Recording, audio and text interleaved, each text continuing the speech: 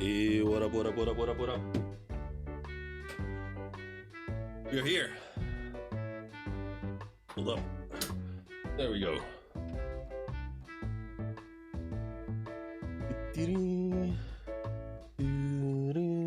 How's everybody doing? Welcome, welcome, welcome.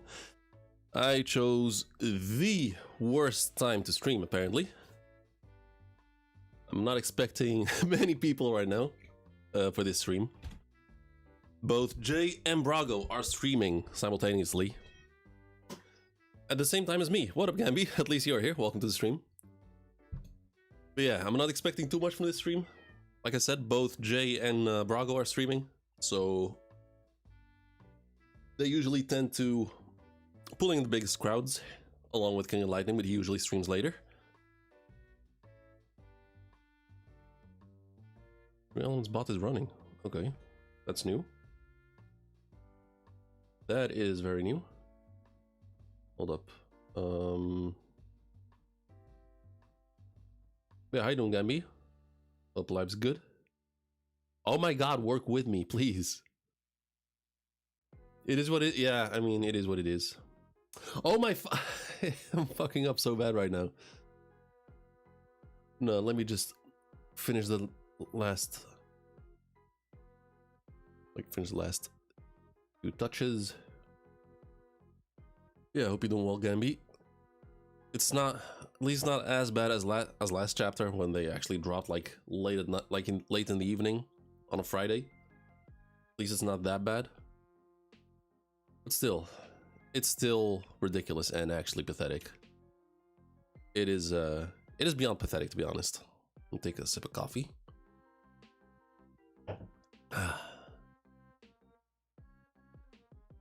Let's see. Last time was nah, weird does not cut it, man. It was just pathetic. It was beyond pathetic.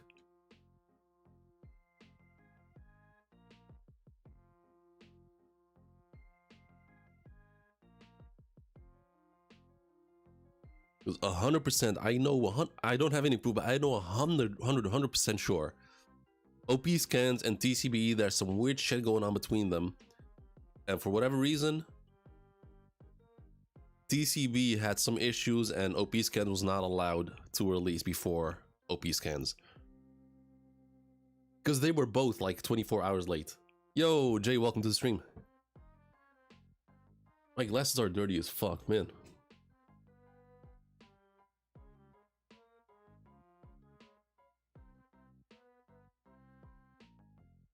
That's pretty good. Alright, good shit. We shall see. Hold up. Oh my fuck.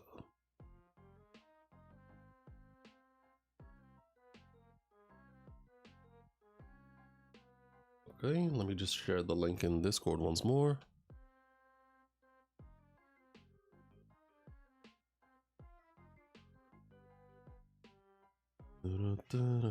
Color spread. Okay.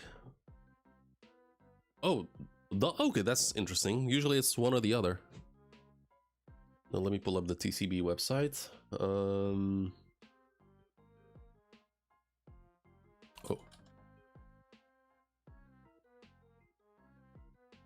Let me switch scenes.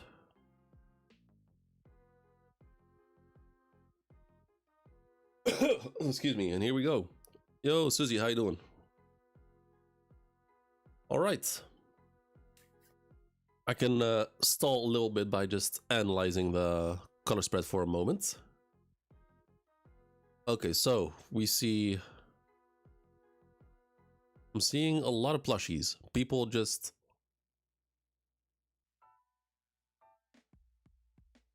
Is this like an ad for new One Piece plushies? Because that'd be kind of cool. Agenda piece? Oh god. Yeah, if you haven't done it yet, make sure to drop a like the stream, help me out here, boost the stream a little bit, because like I said earlier, I'm right now competing with both Jay and Brago. I chose the worst time to stream today. Hey, Dio, come on, get up here.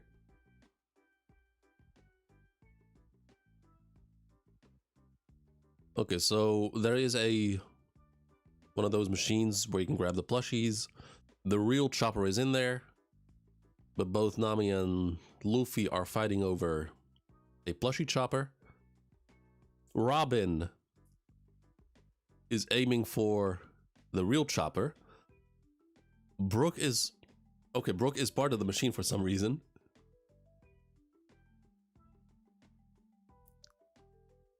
And Usopp is controlling the lever. Frankie is counting the money. Sanji... Is that a pudding plushie? Pudding, Perona, the Skypiea girl, Lilith. Ain't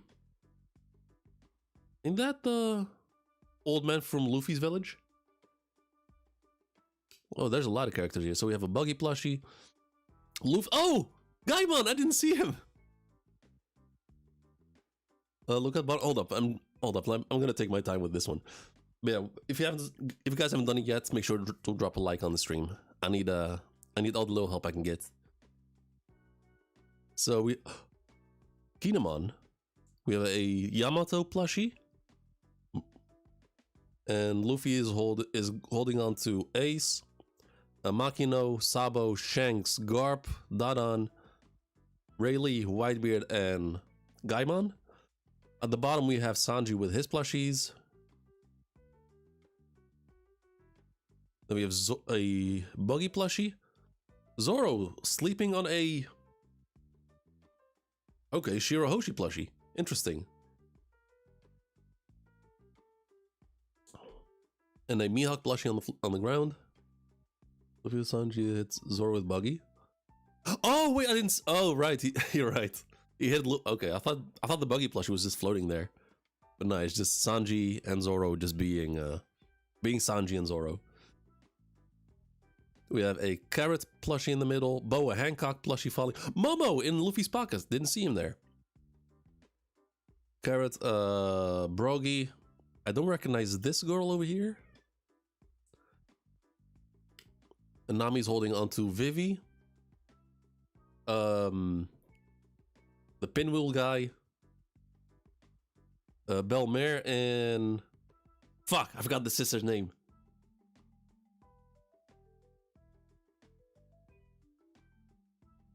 God damn it. I was doing so well with the names. I'm blanking out on the sister. And of course the Weather Island, Weatheria wizard guy.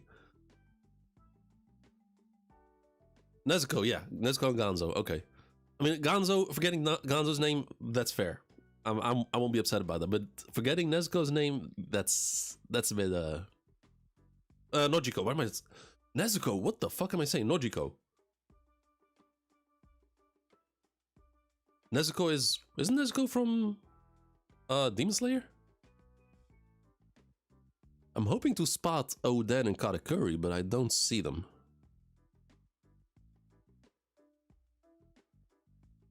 You have Jinbei sleeping. I think that's Kuriha in the machine and Dr. Hero Look along with Chopper.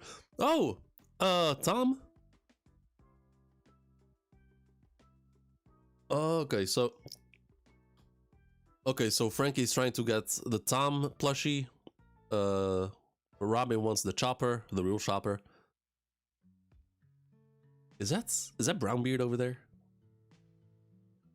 Clover? Oh right, yeah. Yeah. So that's Clover, and right next to Clover, looks like Brownbeard.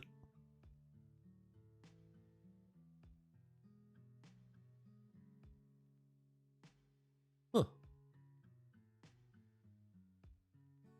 Did I get everything?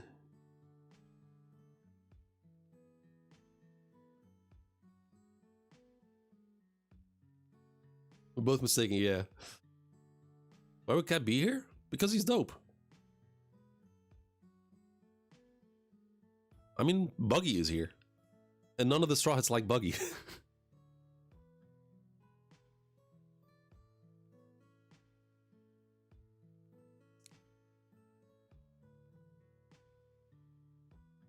Let me take a look at Sanji once again. So, the Skypiea girl, Lilith, Perona, Pudding, The Dressrosa girl, the one who dances. Fuck.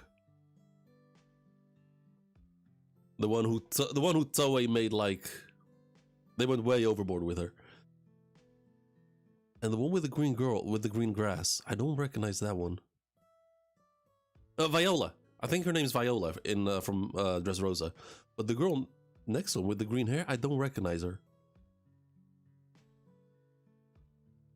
Girl on the floor is Gerd? Oh, this one next to Brogy. I mean, could be. Oh, 308 Saw, didn't see you there. I didn't notice your name. Welcome to the stream. But then we have the mayor of Luffy's village. And I think the one with the green hair on the right, I think that's Hiyori.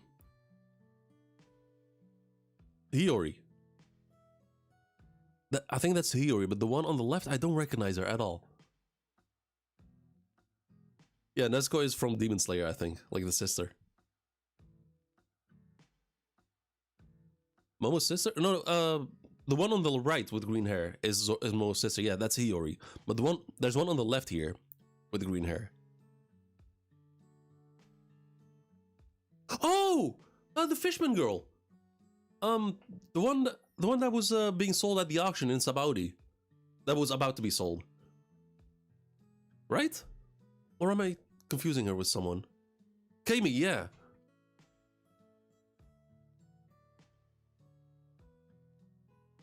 Sanji carrying Viola, Kami, and Lilith, yeah.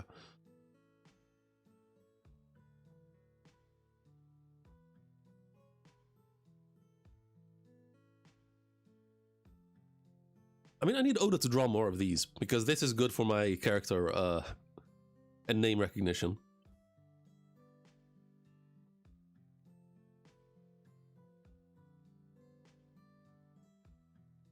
Gaimon on Luffy's mouth.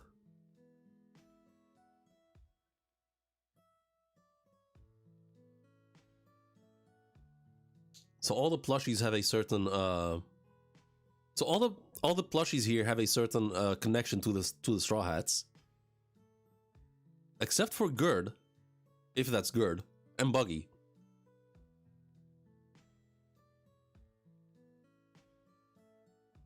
Need to work on names? No, there is no working on names for me. It is something I'm bad at. I have learned to accept it. I've learned to accept it. There's no... I mean, I got like 97% of them. Or 95 at worst. I got most of them. It's not just One Piece names that I struggle with. It's names in general.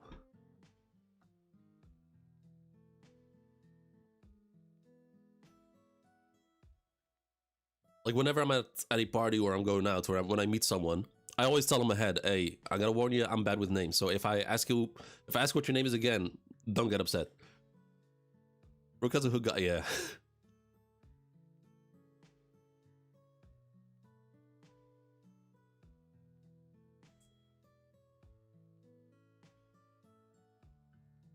Characters are just too long ago? I mean, it's not like that I forgot about them. It's just that I'm bad with names. The one that I struggled with the most was Kami and Gerd. But yeah, let's get started. We have a note from Oda. I always thought horse meat was only good as sashimi. Say what now? I always thought horse meat was only good as sashimi, but I recently went to a joint where they did grilled horse instead, and it was delicious. Oda is just eating raw horse over here. Let me switch to One Piece music. I mean, I've heard of people eating horse meat, but I've never heard of people eating horse meat as sashimi.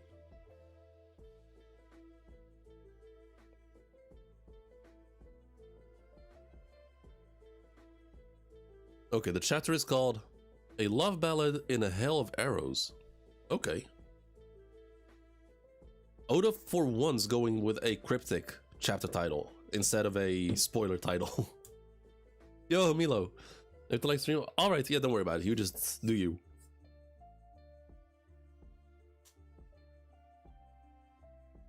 A love ballad in a hill of arrows. So that's probably referring to Rayleigh and Shaki. And the hill of arrows referring to the war that's about to happen. So we have Momo, Yamato, and Kinemon. When your child Yamato in the Holy Inner Shrine Pilgrimage Volume 43, the resting place of heroes. Okay, so okay, I can't read Japanese, so these are supposedly all names.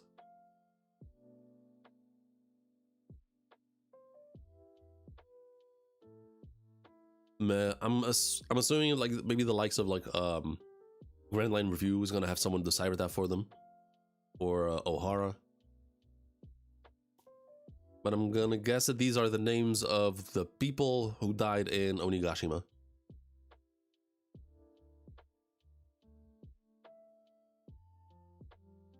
All right, are we ready, gang? Are we ready?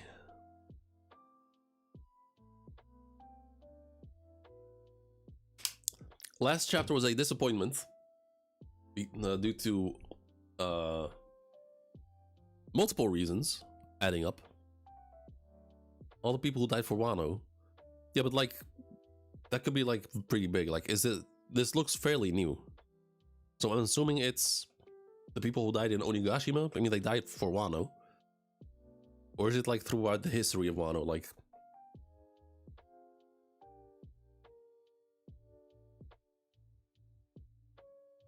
anyway, we have an overview of God Valley. God Valley. What happens when legends meet? The island became an inescapable flashpoint where motive and fate erupted into a battlefield of nightmares. Okay, we have these annoying fucks. Looks like they're evacuating into a certain tunnel.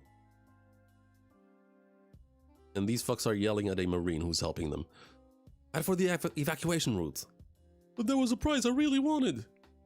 We will take responsibility and get it for you. Responsibility? You'll be taking responsibility for all of this, you idiot. And then we switch to the slaves. We might have a chance. Let's use this chaos and hop on a boat and slip away. Okay. The three main players. Roger, Rox, and Garp. Where's Shaki? Is she alright? Eris. Oh, name drop! Eris. Okay, I gotta remember that. Okay, so Teach's mom is named Eris. So where does the Marshall name come from? Like, is it completely made up, or is it the mother's name, just like Ace? And if so, is it just Marshall Eris or Marshall D. Eris? Because if that's the case, then I mean, yeah, it has to be Marshall D. Eris, right? And then we have Garp. Where did Roger go? Man, Garp, you gotta be careful, man. You are this close to losing so many fans. So close. Okay, Dragon. Covered up with a coat. Hang in there just a bit longer. Carrying Shanks and Shamrock. Where are the Navy ships? Okay, and he's looking at something's happening. More pirates. It's not this way. Oh, she's the...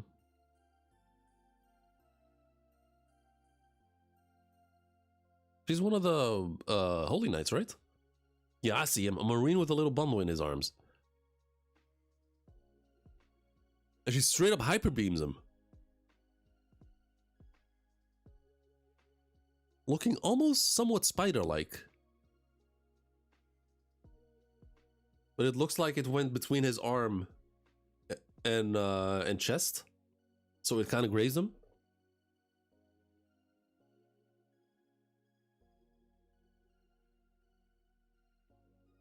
Why is she holding the Denden Mushi like a cigarette?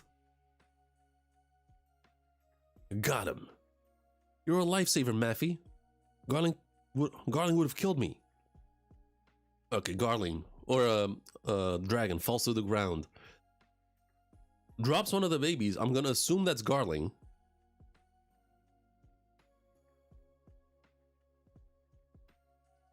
Okay, so her name is Maffy.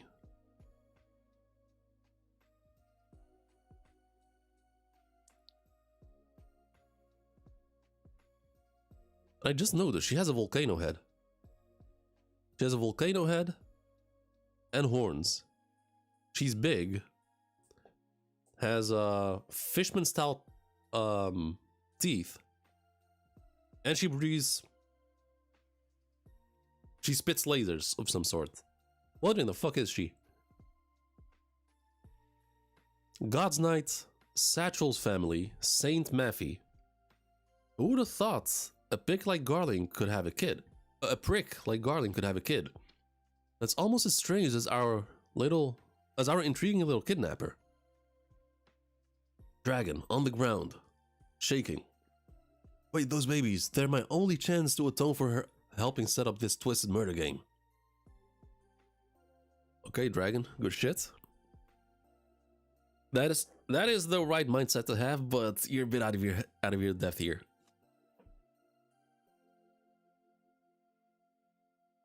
It was nice knowing you, young man. And she grabs her sword, about to stab him. I guess that's that. Considering all the dead, this is probably what I deserve. Okay, damn. Okay, Dragon taking this shit's like very heavy. Hey, yo! Out of the way! This has to be Roger, right? This is an air slash. No, this is either Roger. No, there's no hockey.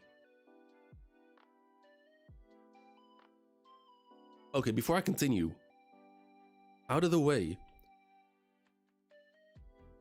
We have never seen Roger do like a big range, like a large scale range attack, AoE attack like this. This has to be Gaban, I think. Guard definitely catching strays. Yeah, like I said, he's so close to losing so many fans.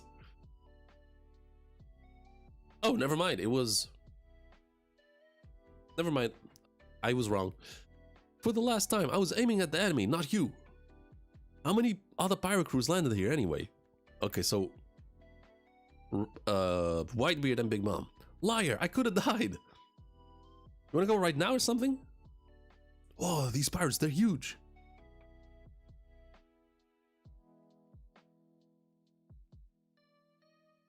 So strange. It's still so strange.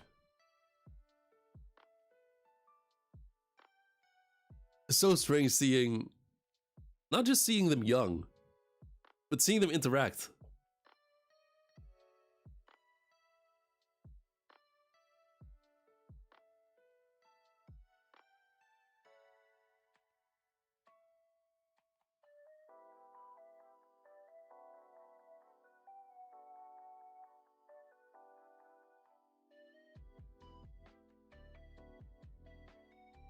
And they're almost the same size. I always thought Big Mom was bigger. Okay, double spread. Damn you, Newgate! Are you trying to get me killed? Shiki. Okay, Shiki comes in flying. This isn't what we agreed on, Linlin. Kaido. The Rocks Pirates. If we take them down, we'll be famous. Okay, so a whole bunch of Marines, I think. Are they all gonna clash? Hang on. Are these scrubs after Shaki too? Get back to bed, you small fries.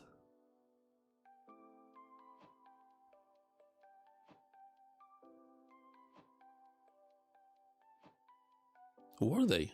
Like, who? No, these are not Marines. Who are these people? They look like pirates.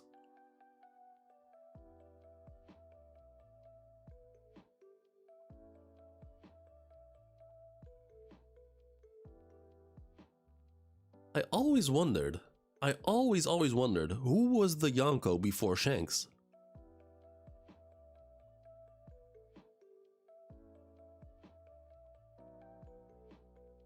It might have been.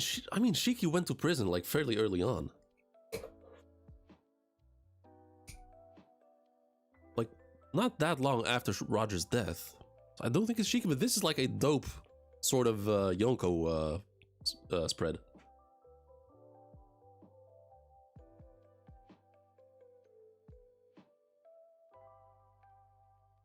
Okay, so those pirates getting smacked back. What in the world is happening on this island? Dragon, standing up. I could probably slip away now, but I lost the babies. Damn. Poor Shanks.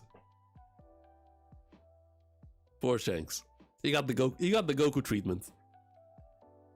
He was supposed to be an evil prick, but then bumped his head. And then he became good. Now this is a big catch.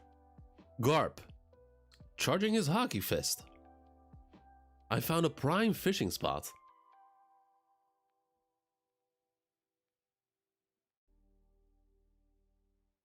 Oozing with hockey. Brace yourselves, you big ol' sea kings. It's Garp, run. A fight with him will drag on too long. There's 4 of you. I know Garp is strong, but like...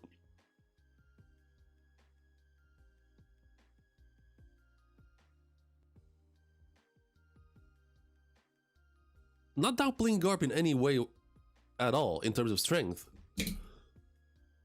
I'm one of the few people who's on the side of Garp having killed Akainu in Marineford if he wasn't stopped. Like, there's 4 of them! And not just any 4 people, Whitebeard, Big Mom, Kaido, and Shiki. And that fight would have dragged too long? Rox killed an admiral single-handedly, with not that much effort. So Kaido, a bit annoyed. We ain't gonna fight back at all? Can it? Zeus, Prometheus. Have we seen... Wait. Have we seen... Prime Garp was something else. Like all 4 of them? It's not like... I mean, I know they're not in their prime. God damn.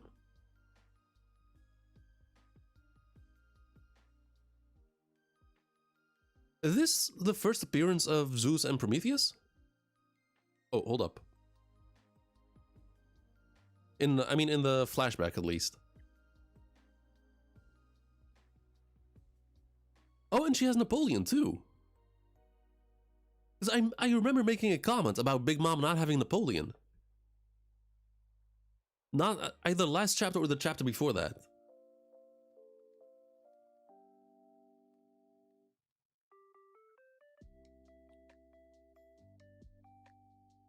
Oh! Dragon dead? Heavenly? Feuerblitz. Okay, she went full German. Okay, so she's combining fire and lightning. Volume 1000 said Whitebeard became somewhat...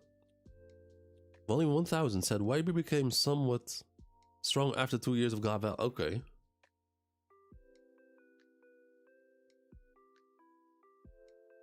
So Dragon. Dad? Vice Admiral Garp. Okay, so she shot that at Dragon. Garp, it looks like.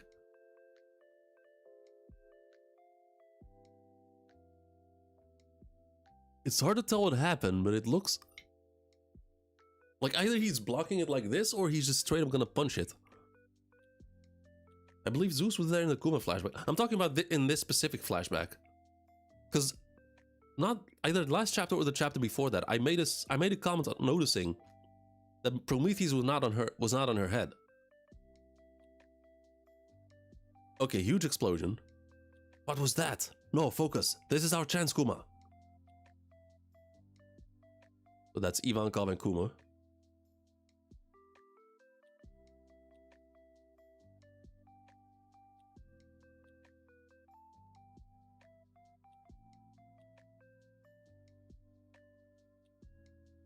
This isn't even hot enough to cook a prime rib, Lin Lin. She's straight up fuck.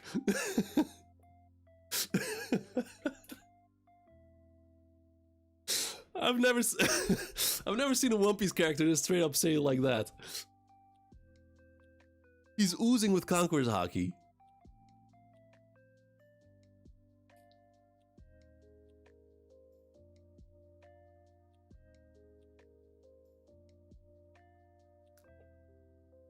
And then we switched to Massey, was her name? Nah, this panel of Garp is crazy. Really, Dragon's going straight to the middle? Hey, okay, so Massey, or whatever his name is. Hey, the kidnapper's probably dead. And I've secured the baby. That's good enough, right? I'm forever in your debt. Now please get back here, before Garling finds out. But they don't know that Garling has a twin. Okay. I'm sorry, I may not be able to help your brother. But I swear to at least save you. Dragon. Seems like he's taken quite a bit of damage from that attack. Shanks with a bump on his head. Okay, then the man-maker girl. You all really thought you could get away in the chaos. Pirate or townsfolk, none of you escape on my watch. And she just starts shooting. Reporting in. The pirates... The Rocks pirates are coming from the southeast. The Roger pirates from the northwest. We've been sandwiched.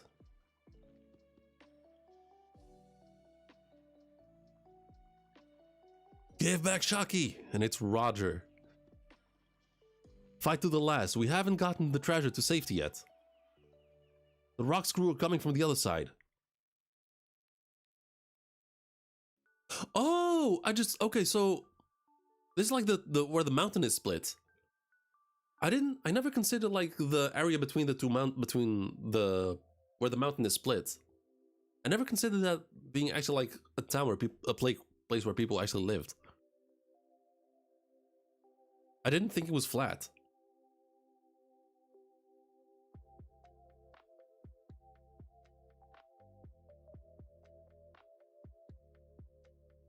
Silver Axe at the front. I'm going to save her first.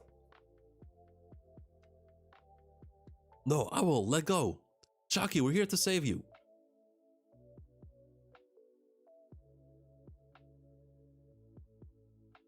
Captain John? What's with that arm?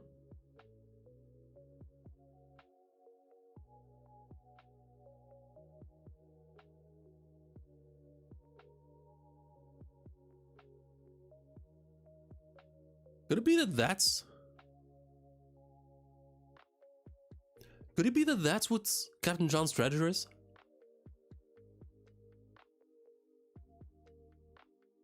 Kid?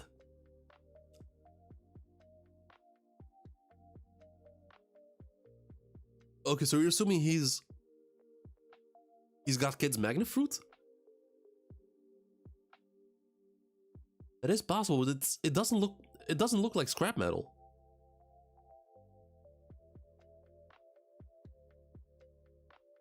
Like that looks more like some cyborg shit.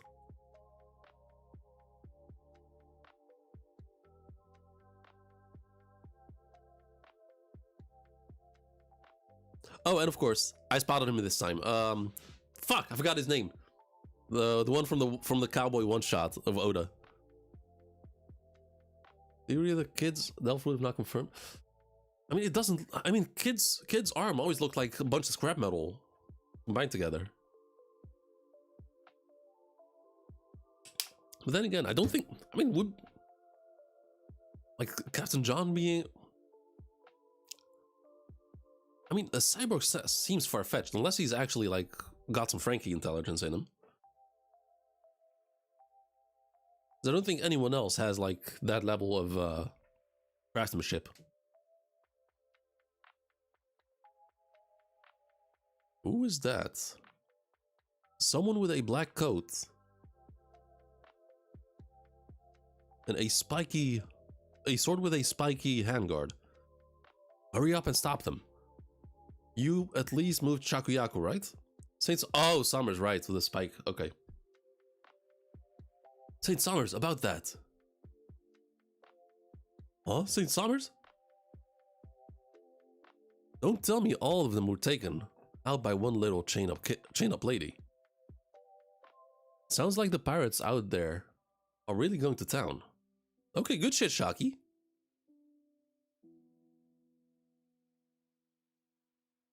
How distasteful. There's nothing less...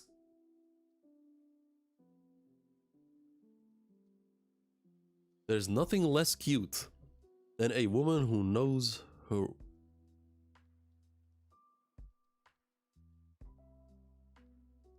I don't even have it in me to say that out loud.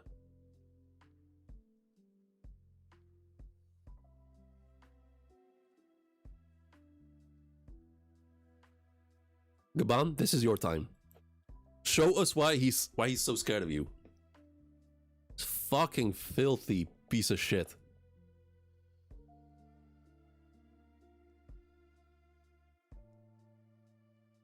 So he smacks her. Uses that momentum to bend over. And for a backwards roundhouse kick. Ouch, he says. Grabs her. Grabs her leg. Creates a spike club. And he actually hits her. You know, all these pirates are here to take you away. Your popularity is quite a pain. It certainly made a mess of our tourney. Even if you survive this, Garling will ultimately claim you as his. No one else really gains anything. So I'm starting to wonder if it wouldn't just be more fun to kill you here and now.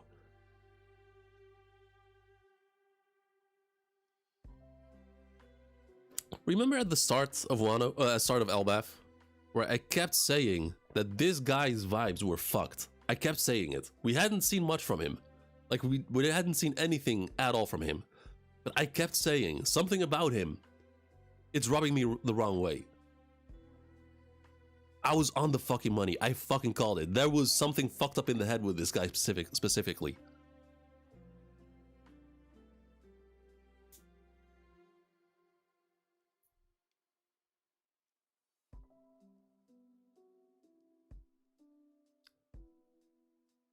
They've come all this way just to save you. But it'd be unfortunate for them to survive hell only to find a mangled corpse of their beloved here. I wonder what kind of faces they'll make.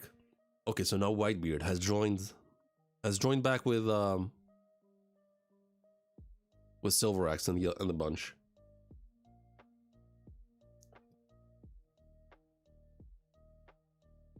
Hey, yo! Okay. Oh, I forgot. Fuck. Where is it?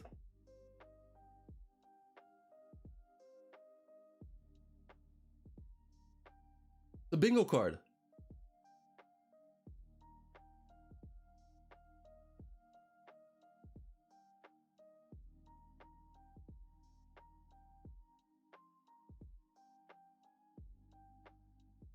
Oh my god. Bloodthirsty, welcome to the stream. Summers needs to go. Nah, I don't know if you were here when I said it at the beginning of elbaf. I fucking called it. There was something about that guy that was just straight up. It was fucked up. Doc leaking. They are touching this time. Like their blades are touching right now. Yes, that is Conqueror's Hockey.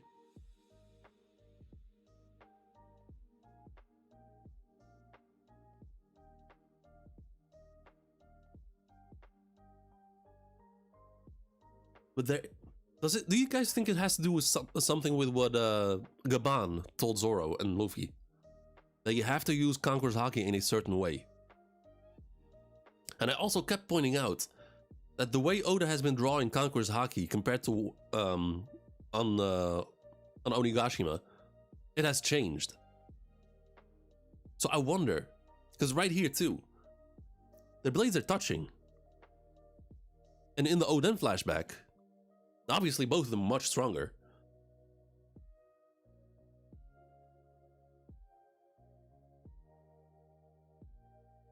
This is dope. I didn't expect them to clash here. But where's my bingo card? Fuck.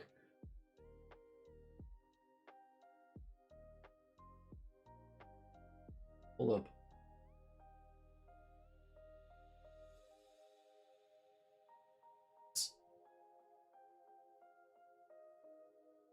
Okay, so do I have Roger and Whitebeard clashing? Oh fuck. Really? No, I don't think I have. Look on Discord. Achiad, welcome to the stream. Welcome.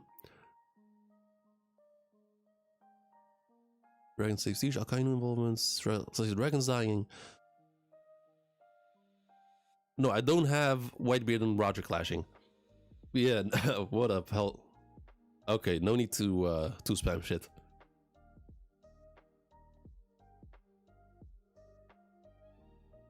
Yeah, welcome to the stream. Hope you're doing well.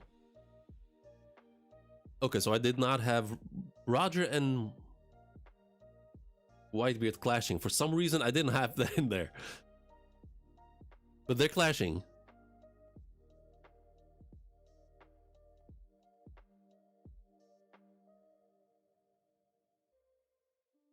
Shaki, we've come to save you. Okay, so that clash creates a, yeah, obviously it creates a huge explosion. Shaki, are you okay? I'm going to save you now. Says Shiki. And I like this panel. I like it a lot. I really like this panel.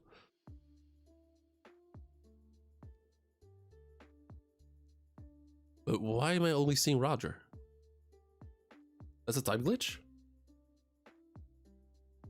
What's a type glitch?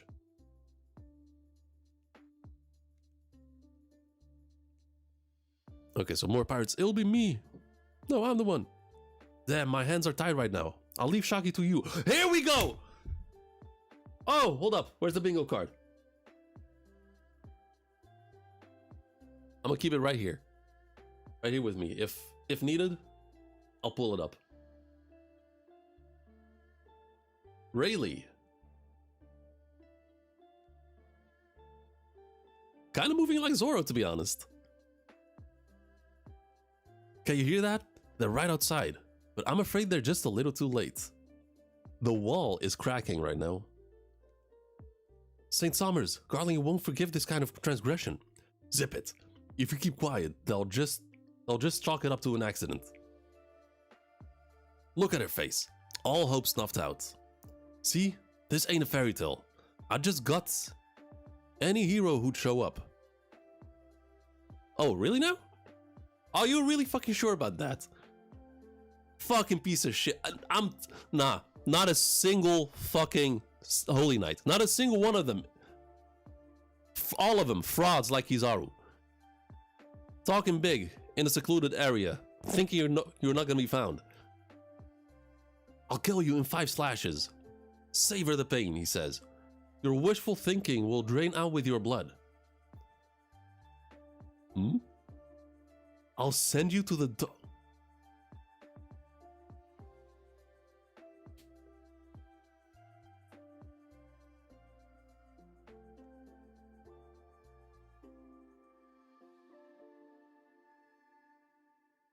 I'll send you to the darkest shadows of the underworld.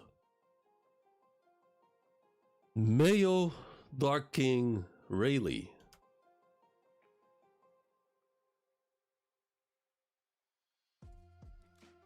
What do I have related to Rayleigh on the bingo card? Rayleigh versus Garling. Okay. Did not have that. Roger. No. Okay, no. Okay, for Rayleigh, I only have clashing with Garling. Dark, yeah, that is a terrifying sight. If you see you gotta fuck up big time to see to having to witness this.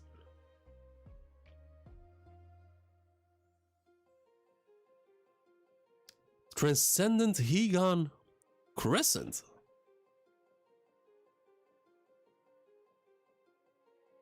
That is not a slash.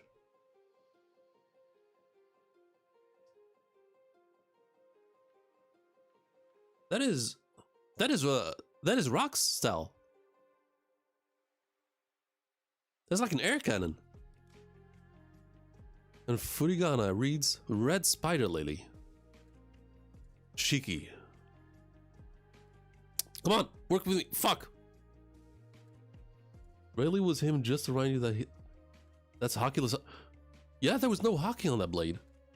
You're right. I forgot to point that out. But that is not a slash. That's the interesting part.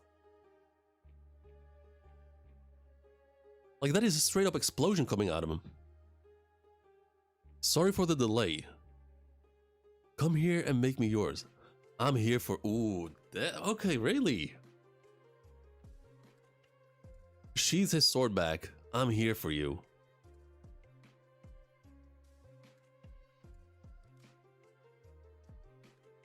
And she starts crying. You're late. I'm sorry for letting it come to this. Oh, okay. That is a sweet ending. Roger and Gabon.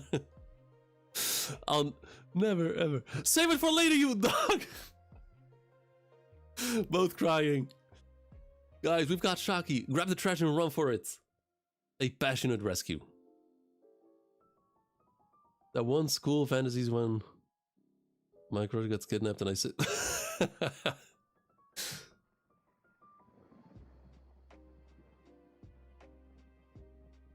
I mean, it seems like everyone who's involved in this, that was everyone's fantasy except Rayleigh. Like he feels like he feels the most regret for letting this happen. So that's the chapter. So did I miss anything? Dragon getting his devil fruits. Rocks and Emu 1v1. Rayleigh Garling. Dragon saving Teach. Akainu Celestial Dragon. Whitebeard getting his car from Garling. Gabon destroying Summers. Damn, so close. It could have been this. It could have been this. But no, it had to be Rayleigh. I mean,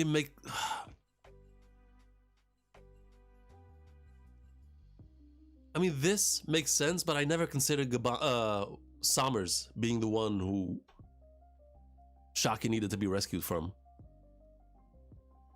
Flash, Roger, and Rocks. Emu full reveal. Dragon conquers hockey. Oh, but Kevin Galvin. Okay, so this is out. The middle one is out of the picture. This is not gonna happen. We're getting it. And with Burn Scar, how to be the Toon Force. Guard being a fraud. Rocks flashback. Herald. Rock Valley being Thriller Bark. Domi Reversi. Okay, so far nothing's getting checked off.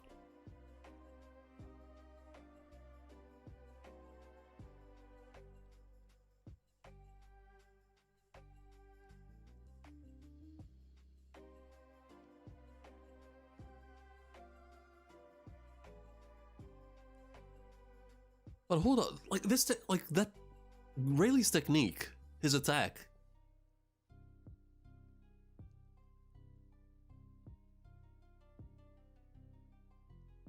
Like I'm not tripping, right?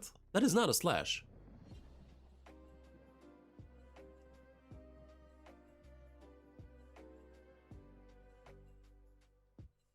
Summers just gets launched through the wall.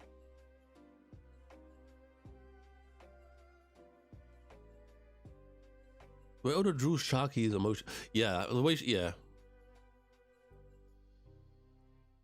Like when it comes to Oda drawing like emotions on female characters, it's pretty fucking good. It's also with the Gear 5 chapter in Onigashima. Like in the middle of all that, there was a fucking gorgeous panel of Hiyori crying, and she was not crying because she was upset, but those were tears from pure anger, and you could see it in her eyes.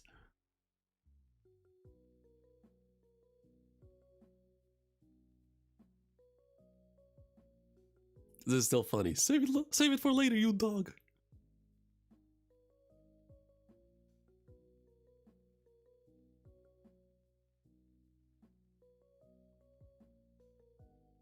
Now, what did you say, Summers? What did you say?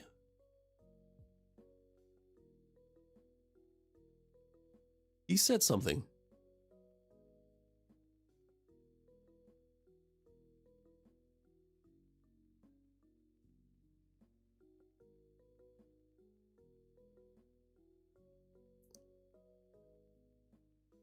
Where is that fucking sentence?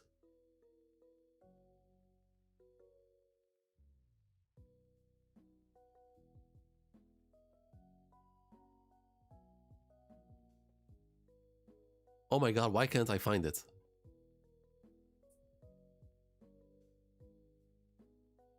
Like, he was talking mad shit.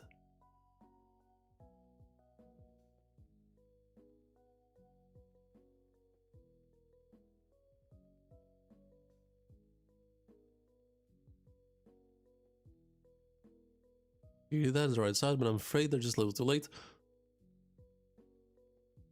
Look at her face, all snuffed out. See, this ain't the fairy tale. Oh yeah, this right here. I'd got any hero who show up.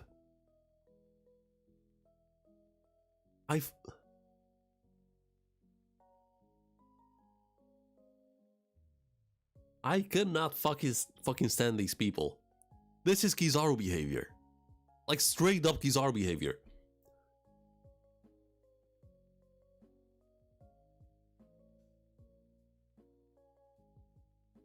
And then a real one finally shows up. What does he do? Fucking freezes like a fucking bitch. You think he...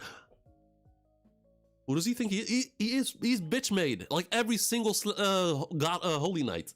They are nothing. They don't got shit. All they have is Emu's immortality bullshit. They got nothing else. They can't fight for shit.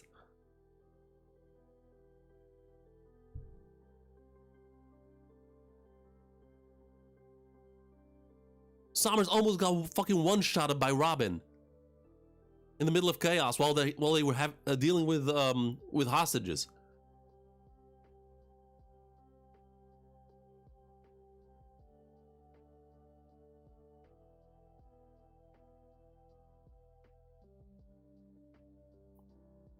All they can do is fight dirty. And even that is... Even in that aspect, we haven't seen anything too crazy. The baby Shanks panel, they even cut off his arm from... Wait, did they? I didn't notice that.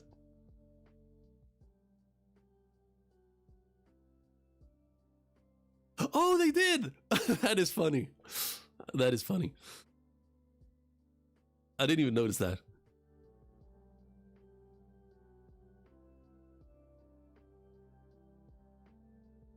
Except Shamrock? No, I'm going further. If it's between Shamrocks and Shanks, there's levels to this shit. I have Shanks up here. I have Shanks up here. Shamrock should be down here. All Shamrock has done so far is beat up a chained Devil Fruit user who's chained to Steve Stone chains, and he used a demonic dog from a sword. He didn't use his own techniques. He unleashed unleashed Cerberus, and let Cerberus do its thing. That is nothing to be impressed at. Give me Shamrock's sword. I'd be able to do the same thing. All I have to do is fucking unleash Cerberus, and I can just walk off.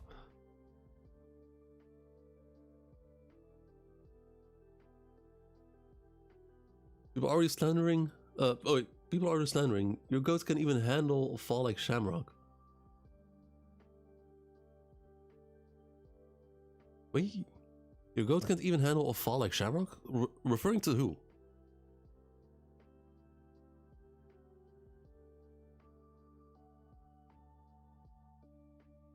Rayleigh's attack is similar to Zoro's attack. One of the pound cannon, both similar. That goes like this with two swords. Pure hate. Yeah, to me, what was more similar to Zoro is this pose right here.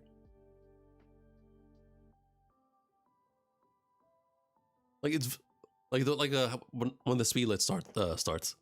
That's true. I'm just thinking because he's Shank's brother. He must be sort of strong. Honestly, I think it's actually kind of disrespectful towards Shanks to say that. Referring to Shanks,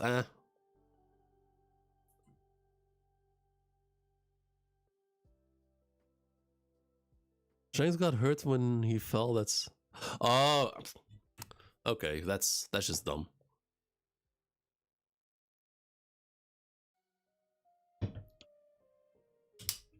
But the thing, I think the biggest shock. Where is it?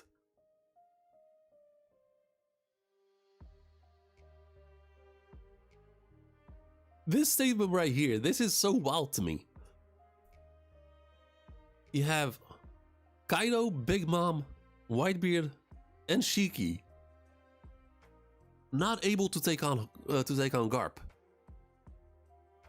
That is so fucking wild to me.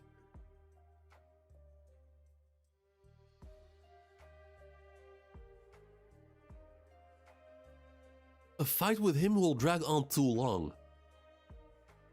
You have Zebek who killed an admiral with apparently not too much effort. Solo. But then we have these caliber pirates not able to gang up on Garp. I think it's respectful to Shanks because Shamrock gets upskill because of him.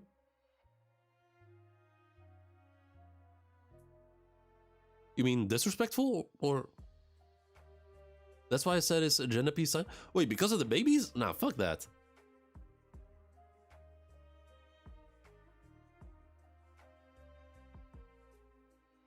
Or because of Garp. I mean, if this is the case, then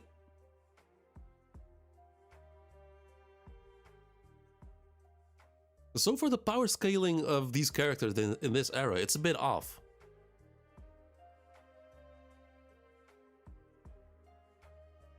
Because I had like Zebek at the very top of this whole generation, obviously. And I said several times that Roger shouldn't be near Rox's level at this point.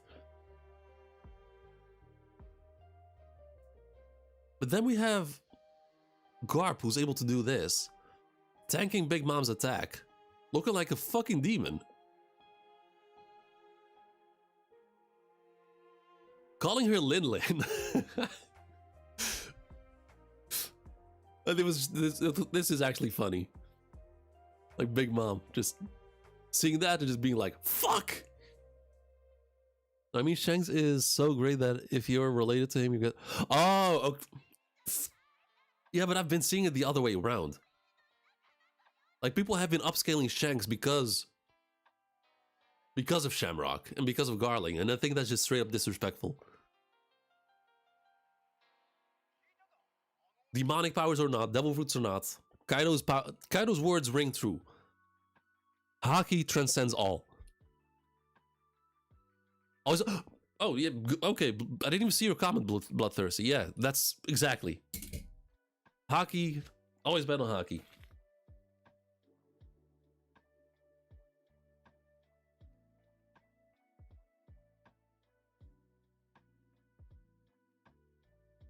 This looks like that one anime frame of Luffy in Gear 5, who was when he was about to punch Kaido. I remember mostly because of his training. All of the rookies have no responsibility to protect. Something more like they are freebirds. They're strong because of... Wait, hold on. I can't... My brain is not processing that. Remember, mostly because of his training and all of the rookies have no responsibility to protect something more. Like they are freebirds and got stronger because of Garp.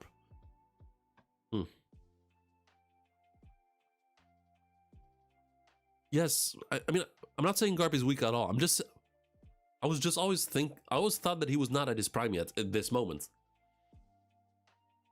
But if Big Mom, so if Big Mom was alone and she's like, if it was Big Mom alone and Garp, and she said that, that's fair play. 101, Big Mom and Garp, yeah, that's gonna take a while. Big Mom and Kaido against Garp, then I'm like, huh. That shouldn't be that much of a problem. Put Whitebeard and Shiki in there. It should be a wash. Like, it should be a one-sided slaughter. But nah, they're running away from him.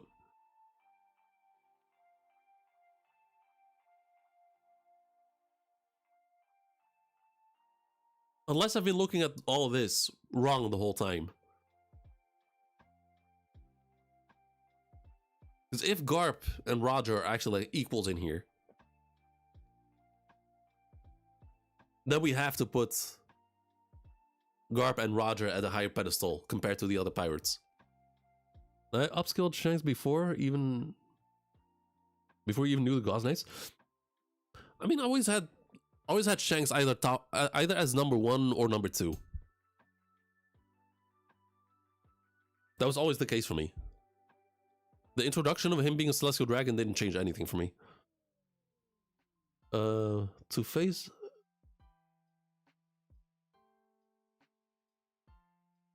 Associated with Luffy's journey, remember we thought how we could best... I mean, Crocodile early on, I think that was a case of Oda not having refined the battle system, the combat system as much. Like right now it's much more refined, of course.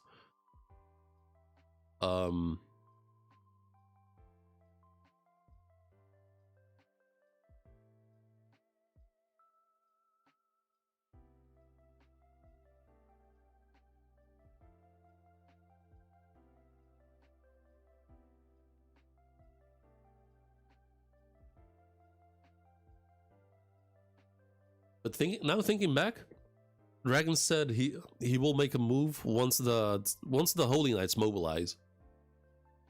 Honestly, the revolutionaries have nothing to worry about. Seeing how they fight, they can't do shit without reinforcements and without underhanded tactics.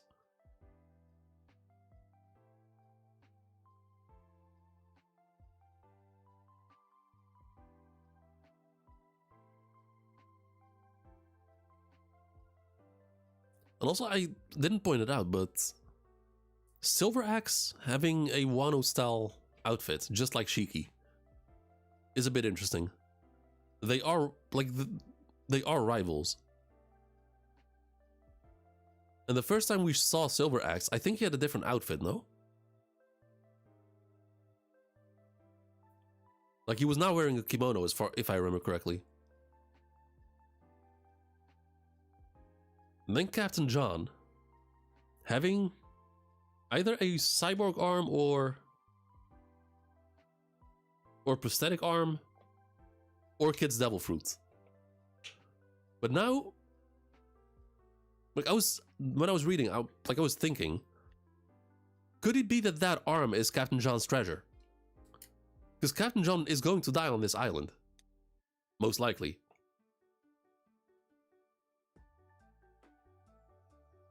Last time Roger barely escaped, stood against Garp, but Roger Hockey might... Okay, so you're saying, as of right now, Garp is at the top with Rocks, and Roger is still growing. Possible. Definitely possible.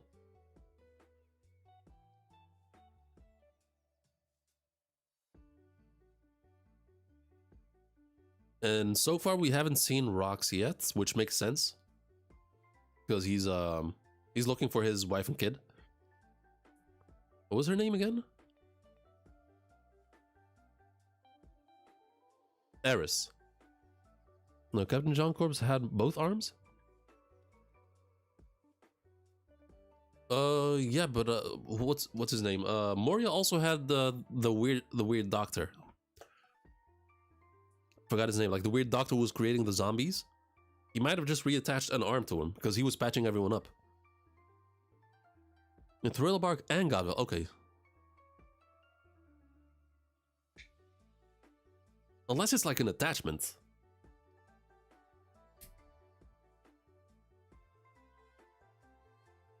Like what if it's like What if just like a robot arm that you can just wear?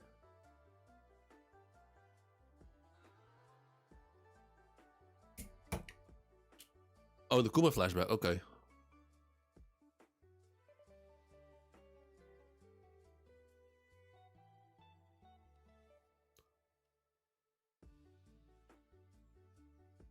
You know, like how you can wear like brass knuckles for a fight, and that's just like his version, like a whole ass robot arm.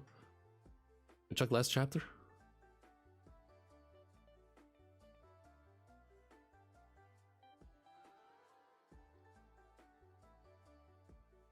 Yeah, this line right here, I couldn't even say it out loud. That is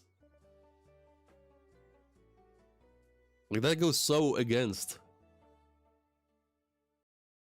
my values that even reading it, I could not utter those words.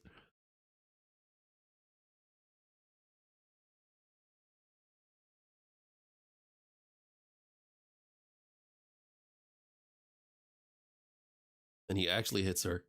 Nah, Summers.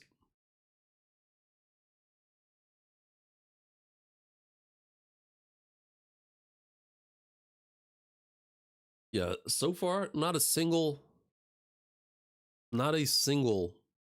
Holy Knight has any redeeming qualities. I don't give a fuck that Gunko has any relations toward with Brooke whatsoever. She's actively participating in this hunt. It's not like she's being forced. It's not like she showed any form of remorse or regret or no, she was all in for it.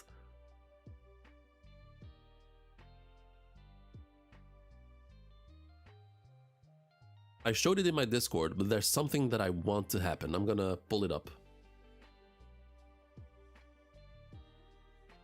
Let me show you.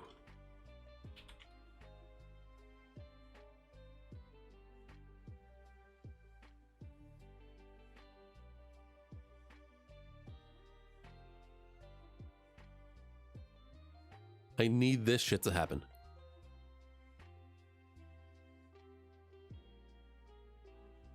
This right here, I need, like, this is probably too dark for Oda. I don't think Oda, maybe he will, maybe he's saving just one moment of darkness for this specific, for something like this. But God, I would bust a nut on stream, like, not even joking.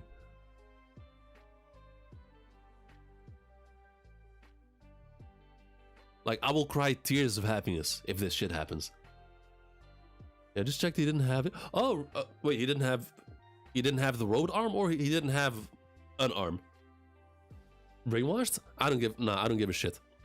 I'm not seeing any I'm not seeing any brainwashing activities going on.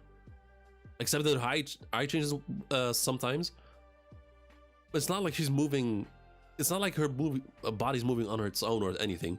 She seems like her brains seem to be working properly.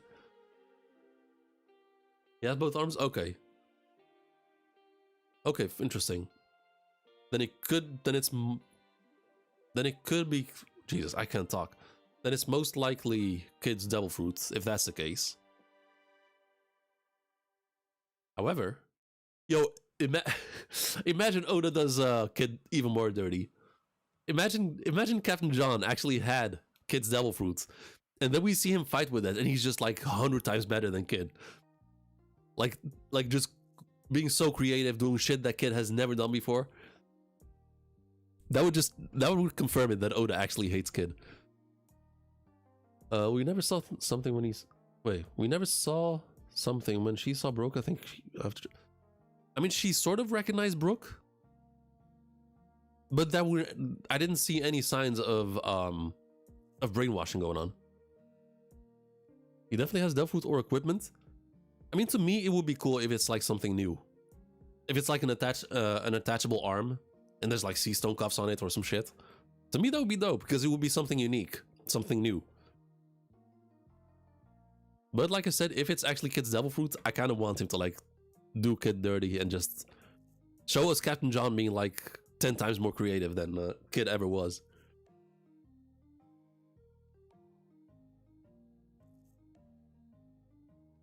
You little shit. What are you doing?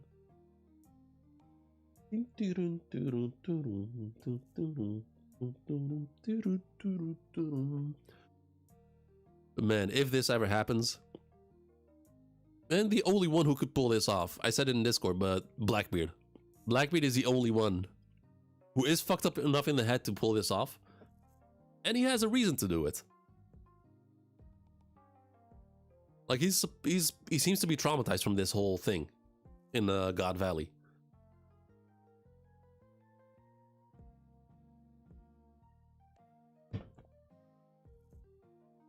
He died from short of bullets. Laser based on his corpse having. Man, wow, do we have to go analyze Captain John's corpse? And Vision, welcome. It was said Whitebeard became his prime strength 2 years after God Valley, but that doesn't mean he was leagues away from it. Same as Garp and Roger. Whitebeard should be around more than. Okay, so, I wish I knew that 2 weeks ago. Because I had the theory that Whitebeard was going to receive his title of being the world's strongest in God Valley, but I guess that's not gonna happen, sadly. If it's confirmed that it's 2 years after this.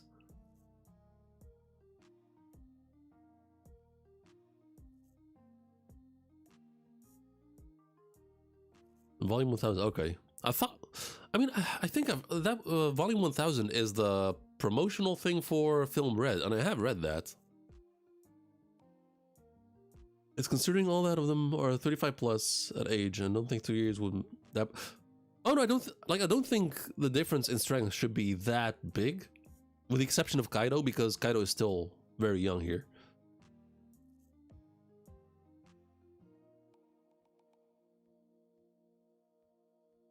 So Whitebeard and Roger clashing being equal makes perfect sense to me, even if one or the other is stronger. But the thing that baffles me most is still like the Big Mom stuff with Garp. Like this, like the fact that she says it's Garp run, a fight with him will drag on too long.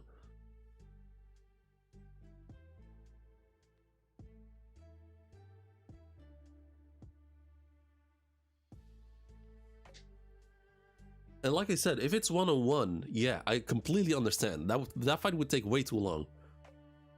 But there's 4 of them. No, for Film Red, it's 4 billion? Oh, okay, fair enough. Magazine Volume 9. Wait, wait, what? No shot, it's Volume 9. The God Valley incident was not... Unless you mean Volume 90 or some shit, but...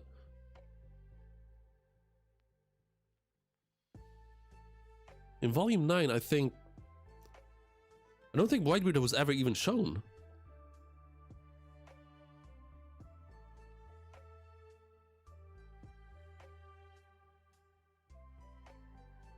God Valley got introduced like in Wano. In the ultimate chapter.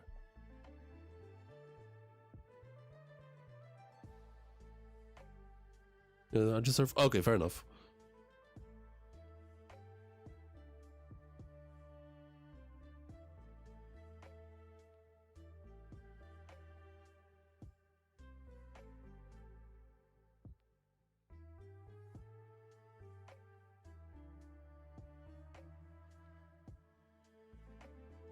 And honestly, I gotta say, Rayleigh's a better person than me. He is a better person than me.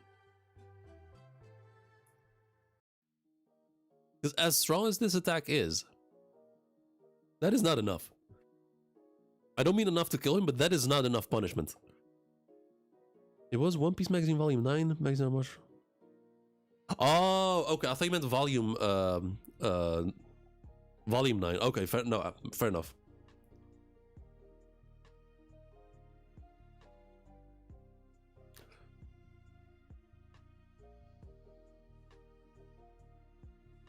Nah, my petty ass would have jumped through that hole that you see right here.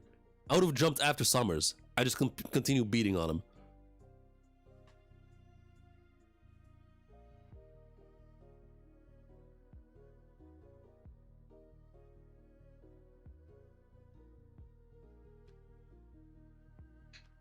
And I'm so happy. I'm so happy that my gut feeling was correct. For some, I remember people laughing in chat because people were laughing in chat because of how much Summer was bothering me. I didn't have a reason for it. I was just like, there's something about Summers is rubbing me the wrong way. And he was pissing me the fuck off for no reason whatsoever. He wasn't doing anything too crazy or weird. He was just rubbing me the wrong way and pissing me off.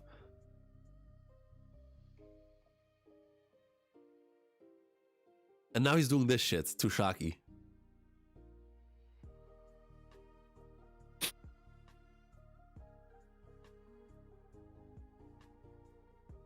And I don't know if Oda did that like on purpose to like sort of show us a character with like fucked up vibes.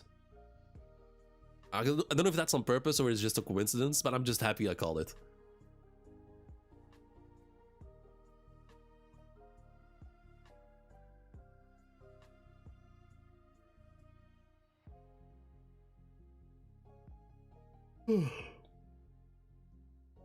Excuse me. And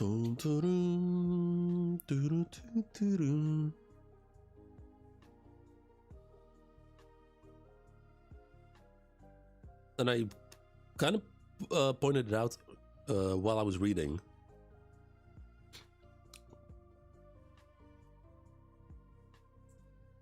This obviously, I need to go have a. Oh, you have a good one, Gammy. Thanks for joining.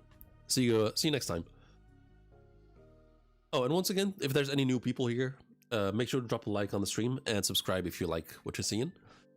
That would help me out a lot. But I pointed it out while I was reading. Their blades are touching. Like, why? Like compared to their clash in the Oden flashback, their blades are actually touching right now. And then we have Summers. Not Summers. Just, oh my god. I am so sorry.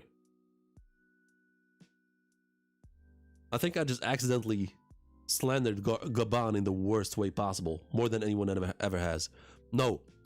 I meant, and as Gaban said, told Luffy and Zoro, you have to use Conqueror's Haki in a certain way.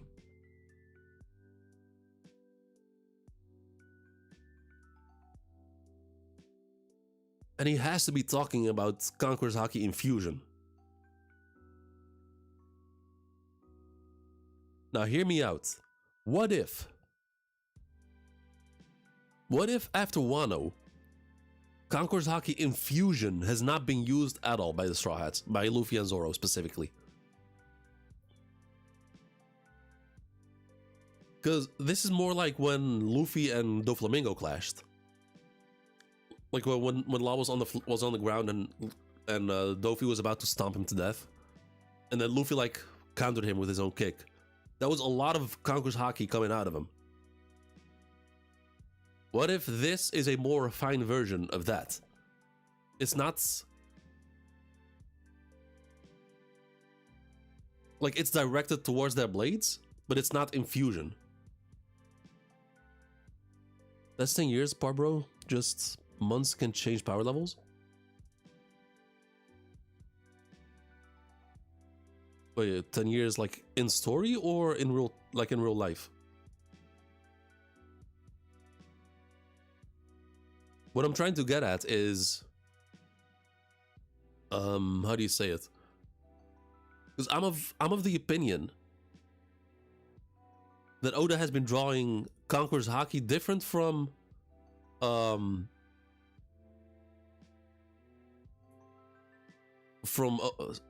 Oda has been drawing Conqueror's Haki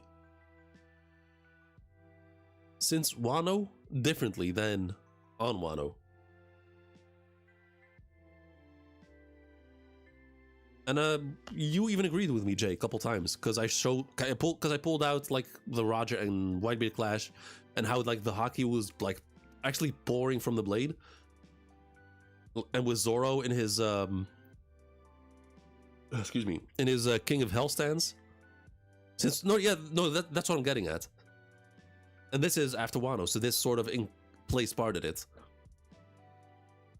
So what if... it's kind of crazy, but like what if No one had. What if since Wano we haven't seen anyone like actually use Conqueror's Haki infusion like Luffy and Kaido did?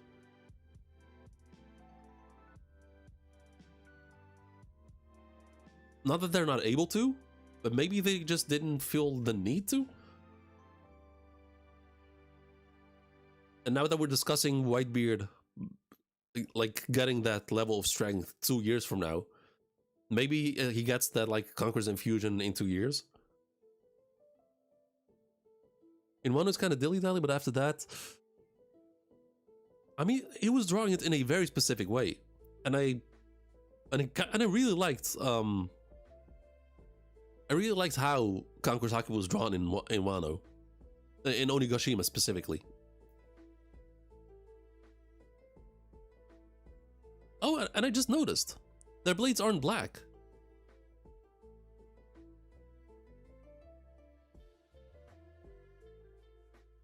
Because their clash in Wano, in the Oden flashback, their blades turn black. The blade touching part might also have to do with angle, considering Harold and Rock's blades were looking like they were touching, but it wasn't in. Let me. Okay, so 1156.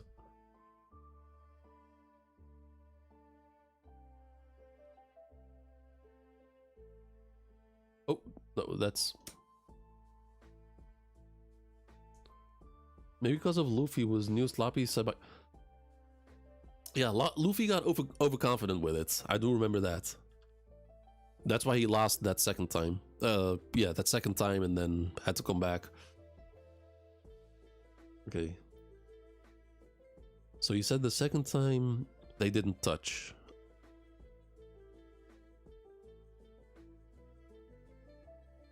This was also a bit weird, but it looks like they're not touching here either.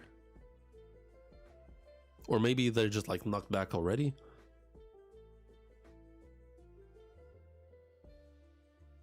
It's not this chapter. The blade touching part might also be. Oh, you just copied the same text. Because the third time. So the first time Luffy lost. Oh wait, are you counting the one in like in Gear 4, like when we first saw Kaido in dragon form?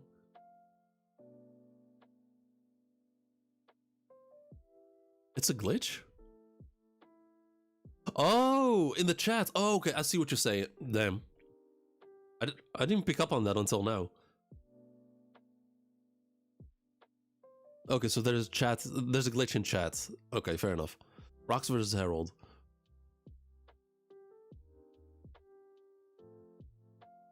I mean, this is also the angle.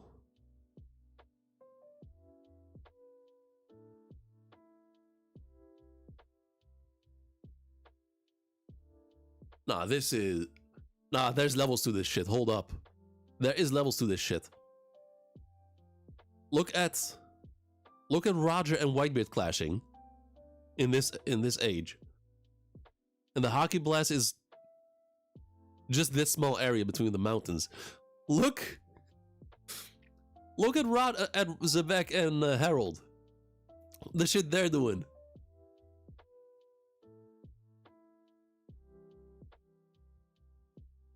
Nah, there's levels to this shit.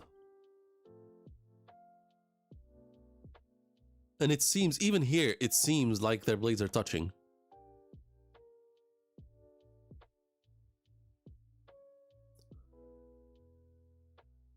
But it is hard to tell because of the angle.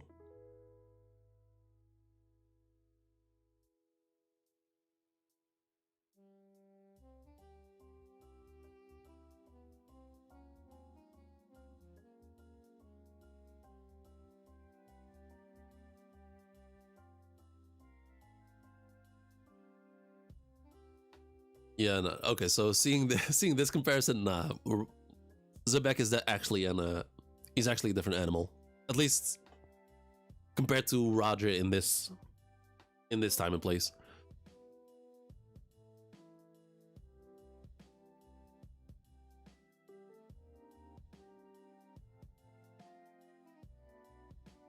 And what if? I mean, Oda, Oda refuses to explain to us how hockey works on purpose, and I think that's a storytelling method. So if he keeps it more vague, it gives Oda more breathing room to like pull shit out of his ass in a more believable way, so he doesn't write himself into a corner. I became more comfortable and consistent about power levels of characters and inconsistent with designs.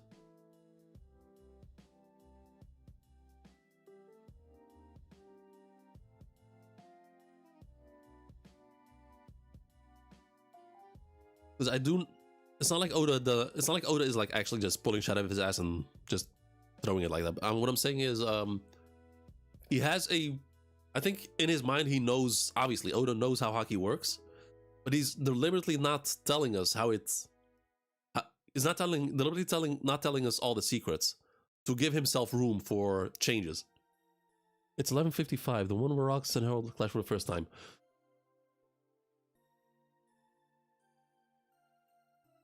The blade touching part might not be. I'm considering Harold and Rock's blades were looking like they were touching, but wasn't.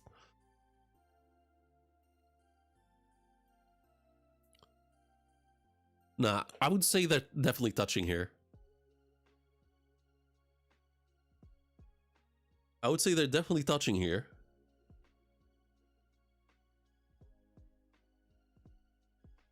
Because whenever they're not touching, like Oda, he sort of creates this sort of airspace.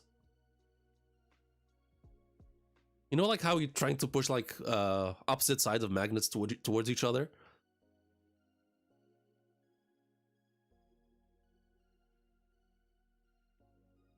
Let me pull up 11:58.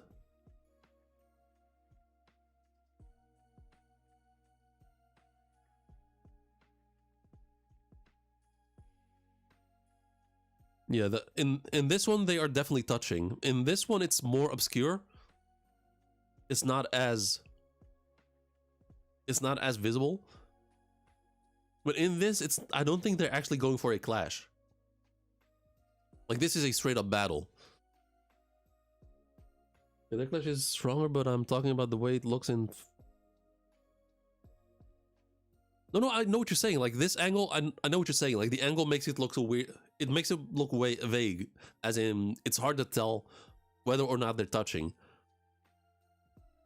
But, like, that's sort. Let me show you what I'm talking about. Man, opening the 4th TCB page. Where's the actually no, Roger versus Whitebeard.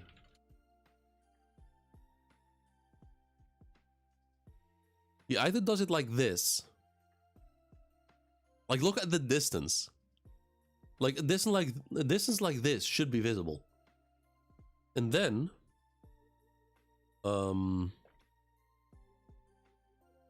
chapter 10:10. It's kind of funny how like chapters that actually like lived up to the hype, like actually with that crazy fucking hype, you actually remember the chapter numbers. Or like this. Look what Luffy's doing. Like, he creates a sort of impact bubble for the impact.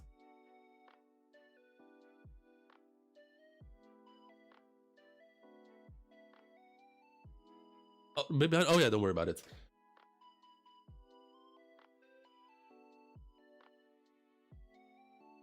Whenever they don't touch, like Oda goes out of his way to show us.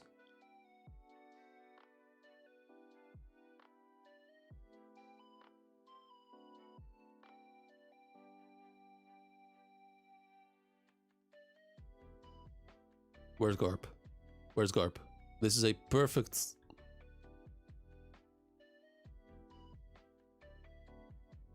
Like, why are these so different? Look at Luffy. Like, I don't think it's Oda just changing his mind on how hockey is drawn. because we have seen this type of hockey, like with we've seen it with Jinbei using Jinbei doesn't have Conqueror's Haki. We've seen it with Katakuri. He didn't have any infusion. We've seen it, yeah, in Luffy and Katakuri's fight, they were like clashing the whole time, but that was just advanced armament creating those black lightning. They weren't touching. We see side profile. You mean this?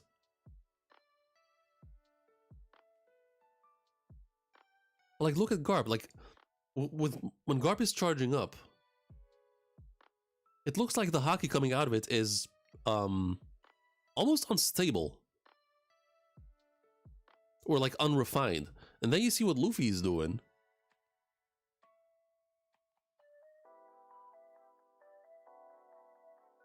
Like the way Luffy is charging Haki and leaving like a black streak behind him as he's charging. Like we haven't seen this since this fight.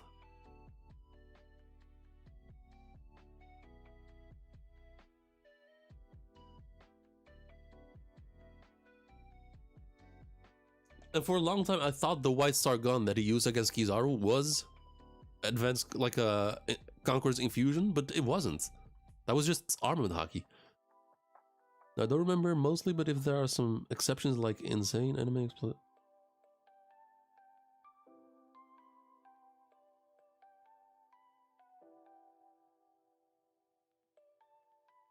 Yeah, so this is what, yeah, exactly. This is what I believe is advanced Conqueror's Haki or infusion.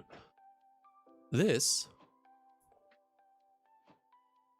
it is infusion, but it's different. Do you think like Ryo plays part in it?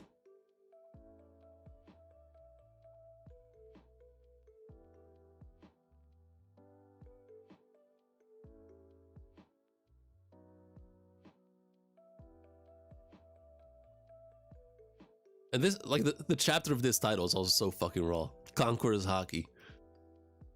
Like that is just a wild chapter title. Look at the side profile of Rocks and Harold clash in 1055. And Oda been really inconsistent with it, but how I have read it looking at the sound effects, letters, and how big the... Oh, that's the wrong one. Oh no, this is 1055. Oh, I'm sorry. Yeah, I'm sorry. Yeah, I forgot about this one.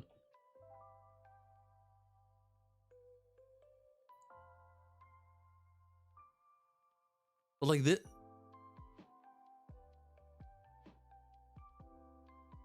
is this not the like the blast that it creates?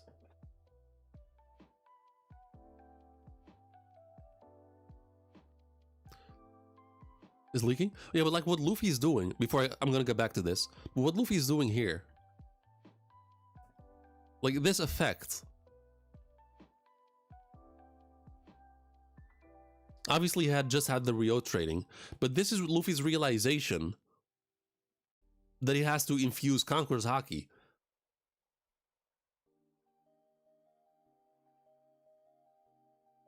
Oh my god, I just had, oh my god, okay, okay. What if there's two ways of infusing Haki? Infusing Conqueror's Haki. So you know how like in armament Haki, you have like two different ways. You have the Katakuri way of like hardening, and like how Luffy did it post-time skip. The regular hardening, and you have Ryo. To me, those are two different branches of armament Haki. You have like the armor, the armament Haki, and the Ryo. What if you can do the same with Conquerors? What if you can do the hardening version of Conquerors and the Ryo version of Conquerors?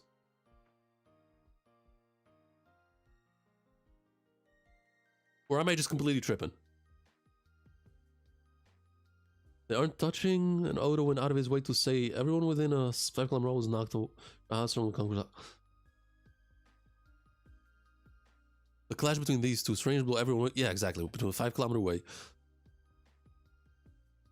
Unless this is just like a bad perspective.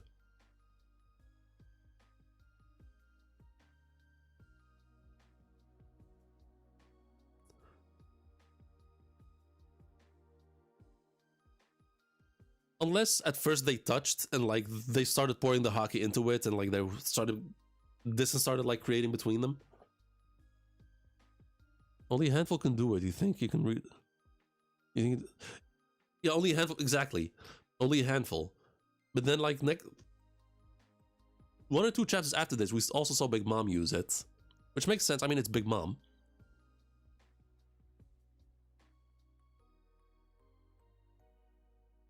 And then Zoro used it. And then flashback, like in the which chapter was that? The clash of Roger and Whitebeard, of course. But like, which chapter was that?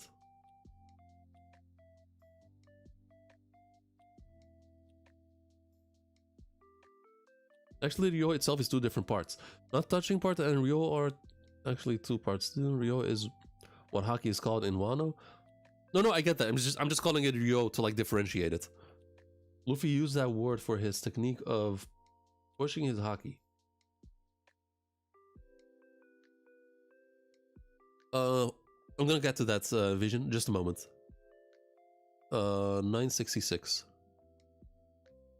I should remember this chapter.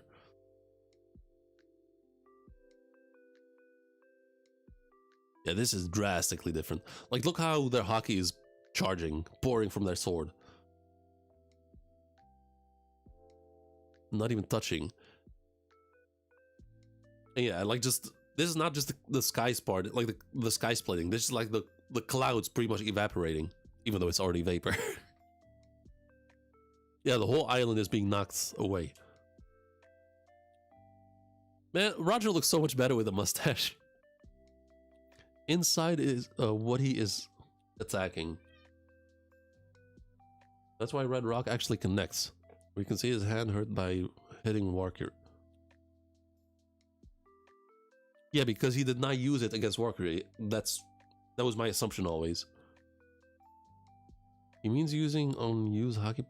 Okay, let me draw it out because I'm bad at explaining. So let me just draw it out. Oh, this is the the Kagurabachi drawing that I did. Okay, like that.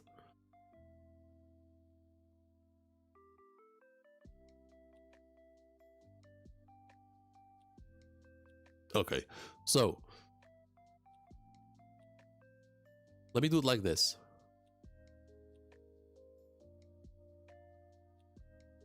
Okay, it's being hella. Okay, let me just close a few tabs.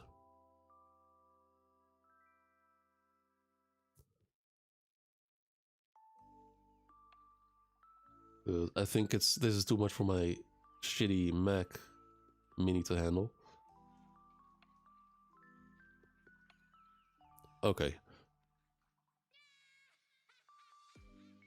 Okay, so the way I see it, okay, so this circle, let's say this is a hockey in a pool. I'm gonna split it in 2. They have observation. Oh, Jesus Christ, that is way too thick. You have observation and armament. And I'm gonna make a separate circle for Conqueror's hockey. Red Rock is Ryo attack, and I'm talking about Ryo. For Conquerors, look at it at the letters. Wait, there's a difference in letters? Okay, so the Japanese letters.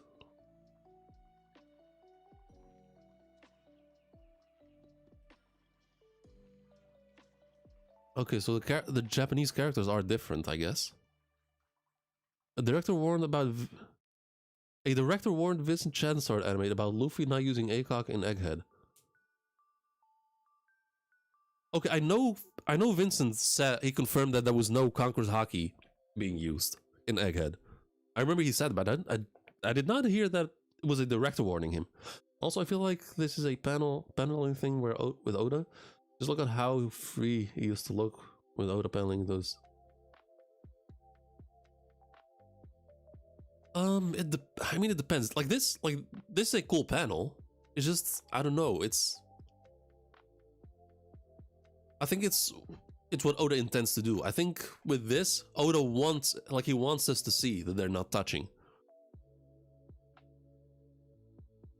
Like, he's going out of his way to show us. And I think for this, I don't think for Oda it's important for us to know whether they're touching or not. But what I'm trying to get at, so observation, I'm gonna leave it at that for now. But for armament, I think there are two paths. Or like, you have the main path, which is like the regular, like the invisible shield type thing, like the very basic stuff. I'm gonna call it basic. And then it starts to branch off. You have hardening, and then you have Ryo, or whatever you want to call it, like what Hyogoro taught Luffy. I think these two are different paths, and from here on you can like maybe further expand. So, and Katakuri went further into advanced hardening. Oh, hold up. Katakuri over here with like hardening plus, and Luffy was way over here doing like the Ryo whatever.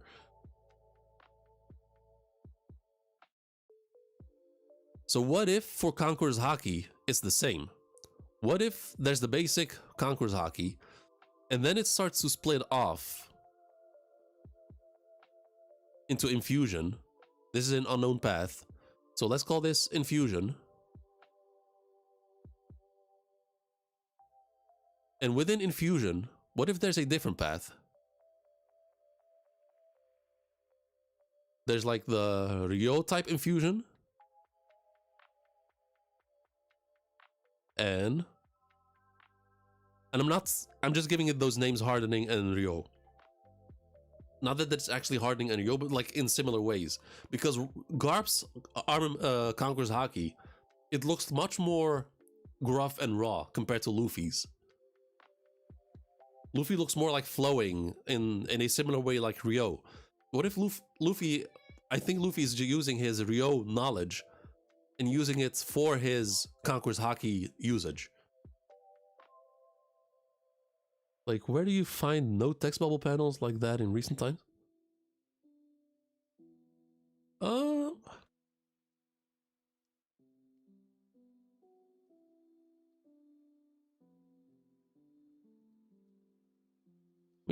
I mean, I guess that's a fair point, but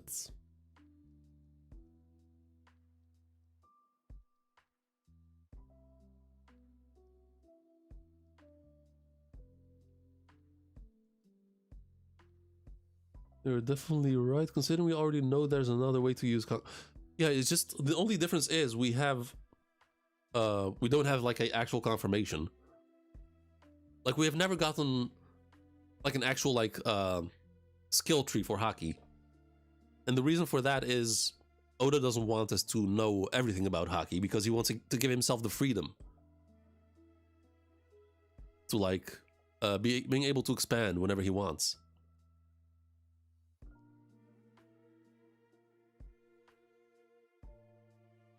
So like over here would be like Luffy, Kaido, Zoro, Big Mom, and over here Roger Whitebeard. And over here would be like Garp. And Garp, I think Rayleigh, Gaban.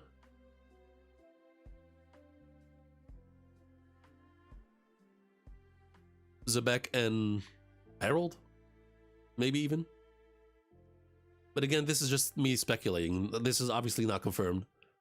I'm just trying to make sense of why the drawing of Conqueror's Haki is so different compared to in Wano.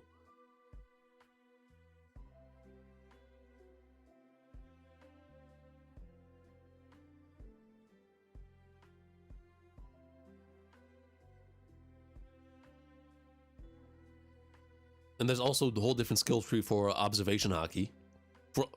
For observation hockey, it's even more clear because we have the shit Anna was doing, like being able to like overlook the whole ocean, the whole island, in harmony with his devil fruit. Then we have what's his face, Fujitora was like able to like use his observation hockey as his way to like see. We have Usopp and Van Auger's far distance hockey.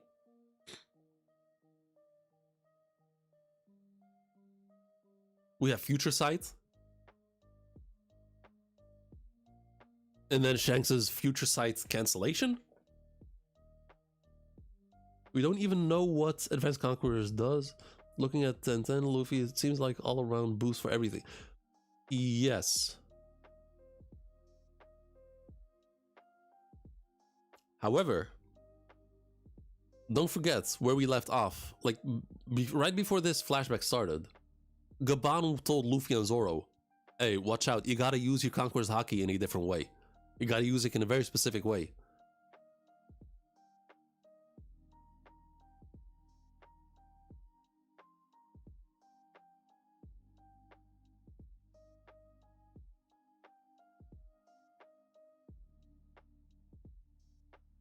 So we might actually get an answer once we get a...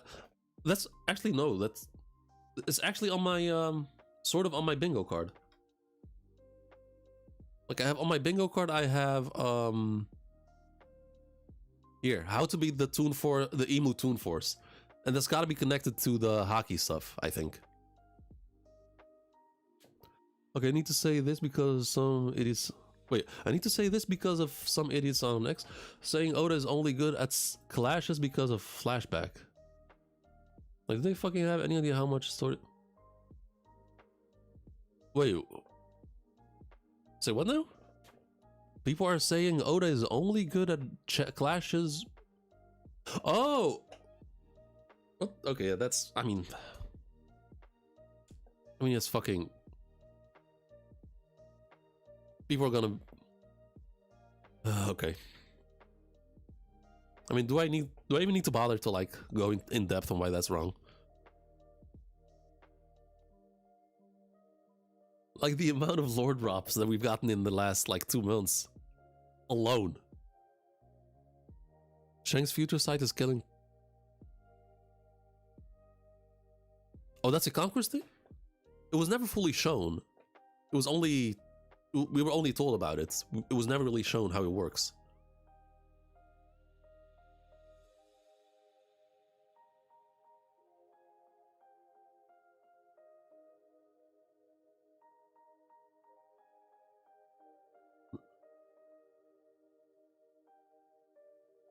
Yeah, so they're saying he can only draw clashes. I mean, we have to get back to the main story at some point. If he... Like, if Oda goes out of his way to show every single fight that happens in a flashback, we'd still be in the Law flashback in Dressrosa.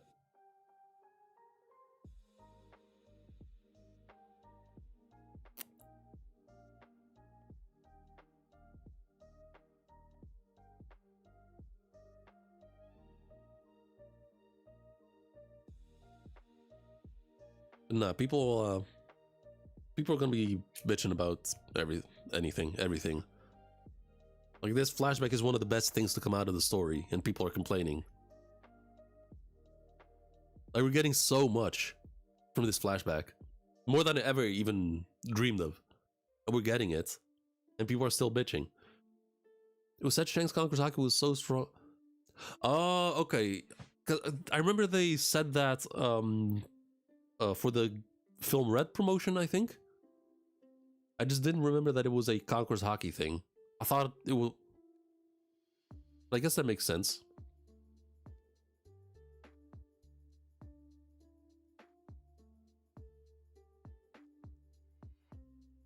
So if the fact that exists probably has to mean that it can like cancel the cancellation.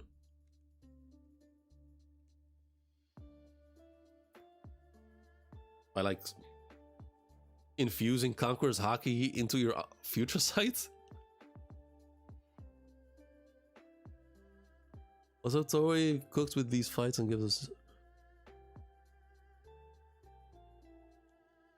I mean, God Valley. God Valley has to be like. So far, in terms of action, God Valley itself is not that crazy. There's some cool parts, but I think the big moments have yet to come.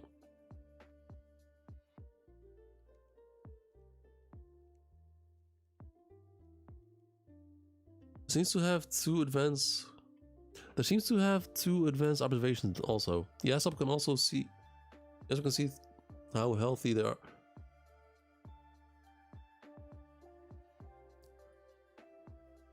Okay, so that Yasop thing. In all fairness, he was looking through a what is it called? A binocular. He was looking through binoculars. So whether that was also observation hockey, I'm not too sure.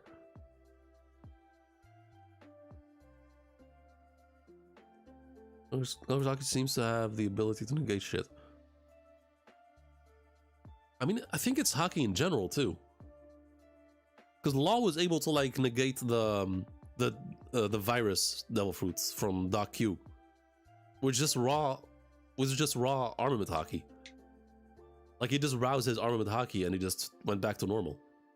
Law doesn't have Conqueror's hockey.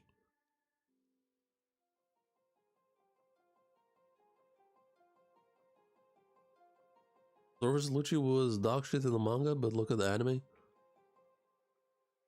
I have a sort of different opinion of that. It was, to me, it was dog shit because it should never have been that long. Because we see how easily Zoro beat Lucci. But the finisher, even though the animation of the finisher was amazing, like the execution, it's not one-to-one as of what happened in the manga. Like in the manga, it was very swift. Like he dodged the hand pistols, catches the sword, and instantly goes for the slash. But they had Zoro like move back, catch the sword, like zigzag through the rocks. I mean, I'm not gonna deny that the animation looks fucking amazing. I'm not saying that. I'm just saying like it could have been done differently. Like the same animation and just like make it snappy and effective.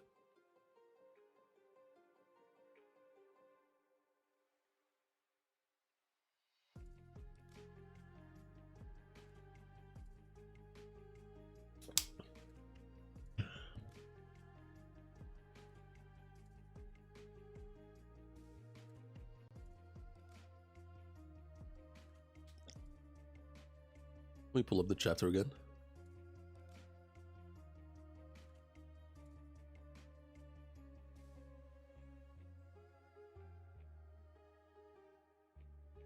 It might be Lost Conquerors hockey. Is it? I mean, I mean, Law is already OP enough. Law is way too OP on his own. I don't think he needs it, and he doesn't. Like to me, Law, he does not have that personality to have Conquerors hockey. I think he's perfectly fine without it. And I have the same opinion for Sanji. Like there's certain characters that I don't want to have Conquerors hockey. Not that it's me downplaying them. Like I hold them at the same level, just without Conquerors hockey. Guy from the Hair Pirates, Howling Gap can shoot lasers from a mouth. Oh right, yeah, you're right. It was shown in film Red. Like he was about to shoot the civilians, and then Ben Beckman told him to stop. Huh. And he does have the same teeth too. I didn't make that connection. Good shit. What's his name? Big Gab? A Howling Gab.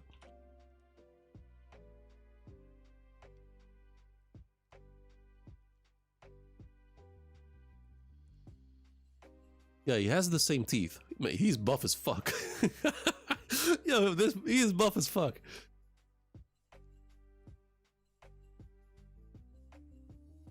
I'm not even talking about the final bit. All that added stuff. I mean, to me, it was like all the added stuff. Like to me, the whole off-screening in the manga should not have happened. Like the whole fight should have been like the final scene, like the final attack of Zoro. It should have been over the moment they clashed. I never believed for a second that Zoro would struggle that much against Lucci, and now for some reason, it's pretty much confirmed that Zoro was holding back. We don't know why.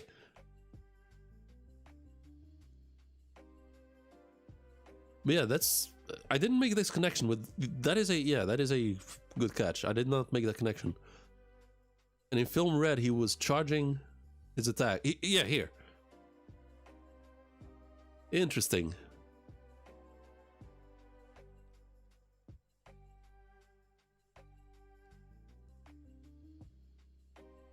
But and that whole scene of when the Red Hair Pirates arrive in film Red, that felt so surreal watching it. It was like a dream.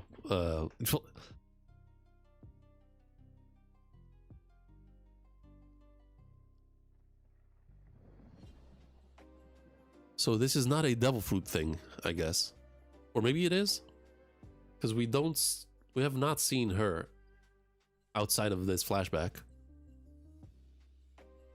But then again, she has the same teeth. Either it's a devil fruit or it's a specific tribe that can do that. Are you on the same page as Captain John having kids devil fruit? I'm not sure, honestly. He might. Because Jay checked earlier. He said that in the previous chapters, Captain John had both his arms. So it's not like he's amputated.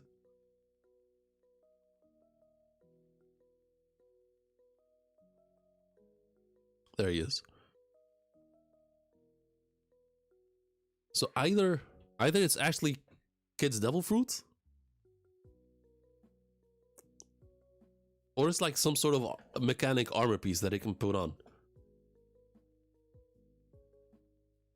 Because to me, it would be pretty dope if it's actually like an armor piece that he can put on. It's like the knuckles are made out of sea stone or some shit. To me, that would be kind of dope.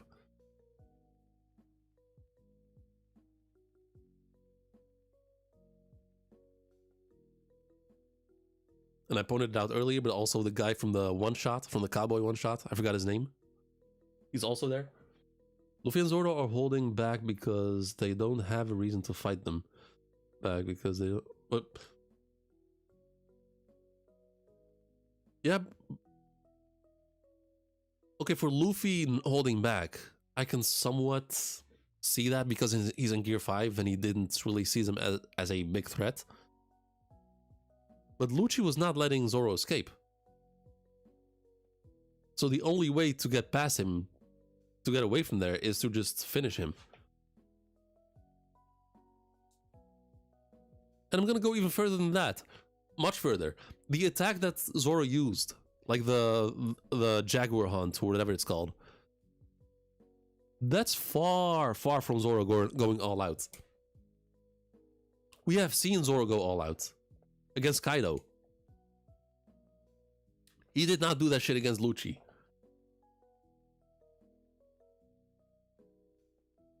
I definitely feel like he has it. Vegapunk isn't in the pick and he... Oh, the Devil Fruit? Maybe. I mean, I'm not against it. Like, considering he has an arm and that sort of stuff, it will make sense. If I'm... Like, I wouldn't be against it. But to me, it would be kind of cool if there's like something new that we can see.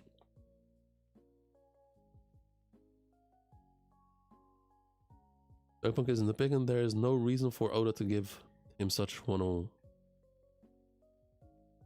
And also, I mentioned it earlier, but it would be kind of cool if this is actually like a mechanical arm that he somehow, someway got, and that Captain John's treasure is the mechanical arm. That would be actually pretty dope for me. I'm not with Zoro and Luffy holding back. They were both trying at the start, but Zoro stopped using 3 swords. Maybe because Enma was draining him? Maybe.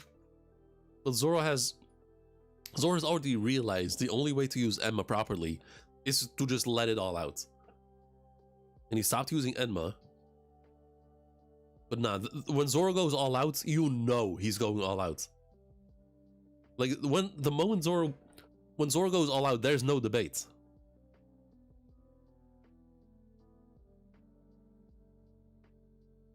Like, he just starts just throwing the bag at whoever he's fighting. But against Lucci, I did not see that same Zoro that fought Kaido or King. Yeah, exactly. Not King of Hell. Not King of Hell, not Ashura.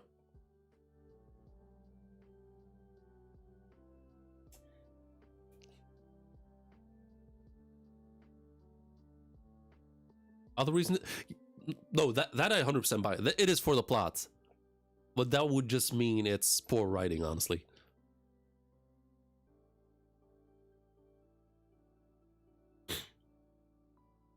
Like, it could have been done better, because I do not buy the fact that Zoro would have that much trouble with someone of Lucci's level.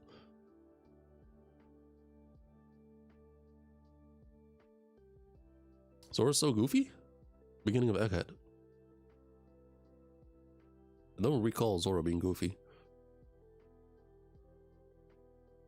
And a very small personality thing of Zoro. Where is it?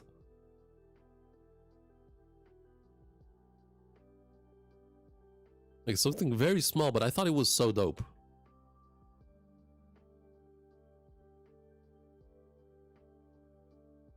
Oh, but where is it?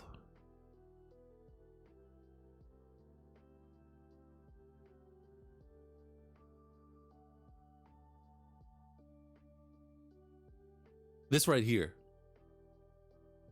Like, Gaban got kind of annoyed and started lecturing Zoro. Like, hey, your captain is one of the 4 emperors. You should be meticulous if you intend to have his back. And I love that Zoro is just straight up, yeah, my bad. Yeah, I should have done better. Like, it shows Zoro's self-improvement mindset coming out. Like, there was such a small, like, I love seeing shit like this. Like, he's not being petty about it. He just, and also Gaban being part of Roger's crew. Zoro showing that respect. I just love small details like that. And then also Sanji, like, asking him for wisdom or advice.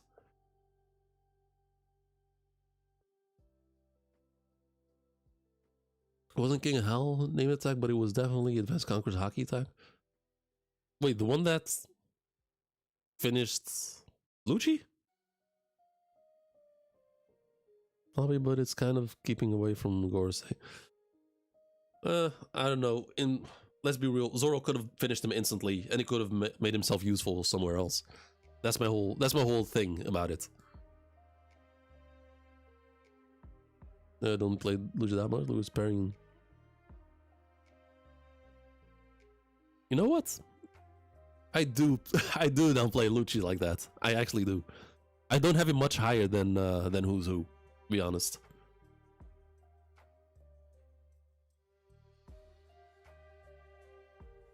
Like, I have King fighting Lucci. Tell me who wins. Lucci's not winning at all. He's not standing a chance. Zoro managed to beat him.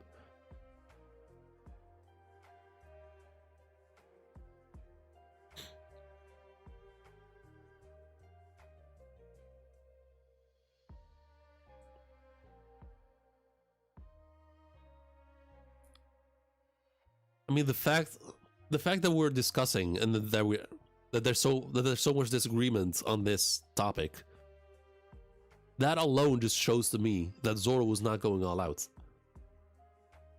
Because when like I said, when Zoro goes all out, you know it. Like, you know when he's struggling. You know when he feels cornered.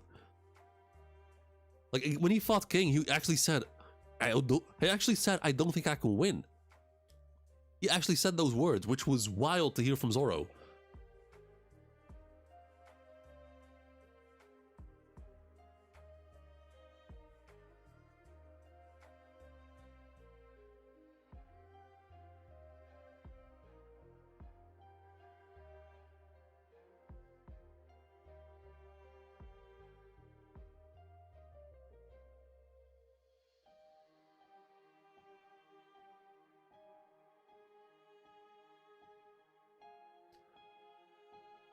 Let me see.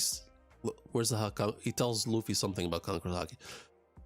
Oh yeah, so he says, be mindful of the way you use Conqueror's Haki. Those guys are by no means immortal. Be mindful of the way you use Conqueror's Haki.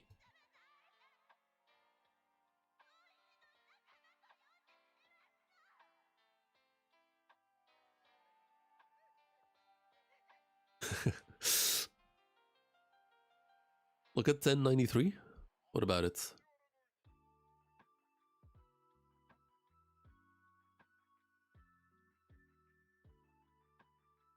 Luffy versus Kizaru.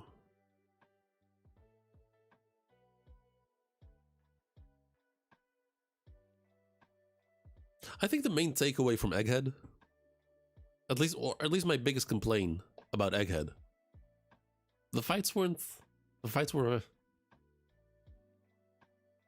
Yo, Milo, yeah, I'm still on. We're arguing. We're arguing about whether Zoro was going all out against Lucci or not. I'm of the mindset that he was holding back like crazy.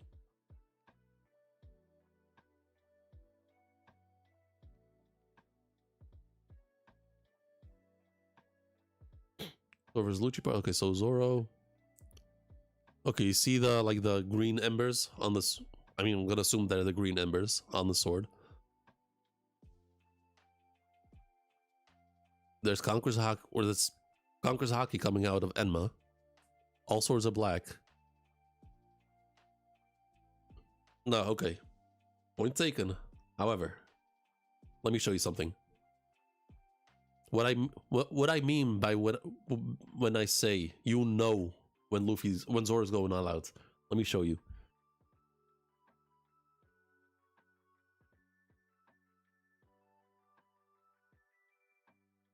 He was holding back. I think there's a clear difference.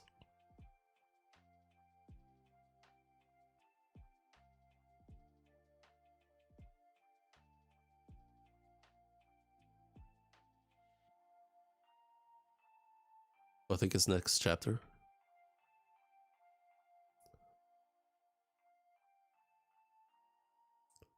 And to me, the main key is the amount of haki coming out of it.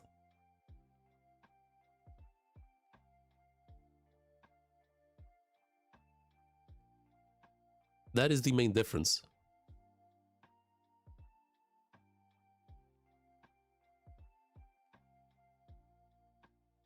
And also, if I'm gonna be really petty, another reason why Zoro is not going all out, if you want to go that far,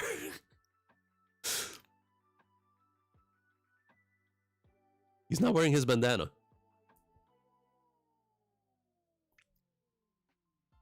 Zoro without a bandana, fighting.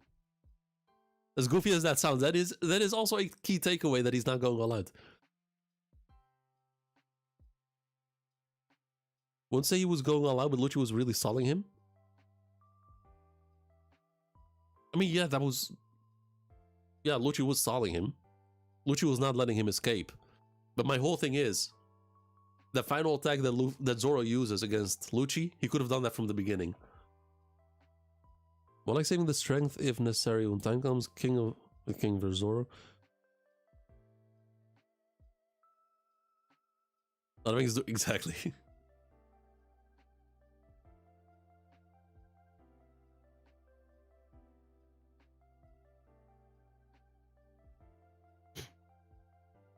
He didn't wear them at any panel. Thought he wore them. No, Zoro did not wear his bandana in Egghead at all.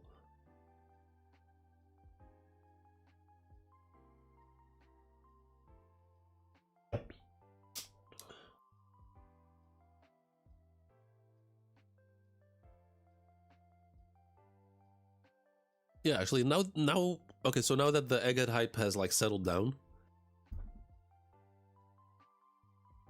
the main complaint, I think it has to be the fights. The fights are mediocre at best. Luffy versus Kizaru, I was not a fan of. Lucci versus Lucci was not really a fight. Luffy just fucking annihilated Lucci. Zoro versus Lucci was not really I mean, it was a fight, but it was not a good fight. The Straw Hats versus the Gorosei, not really much going on there.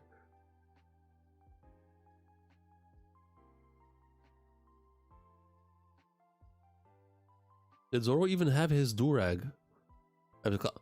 Wait, you mean like if he had it on him? I would.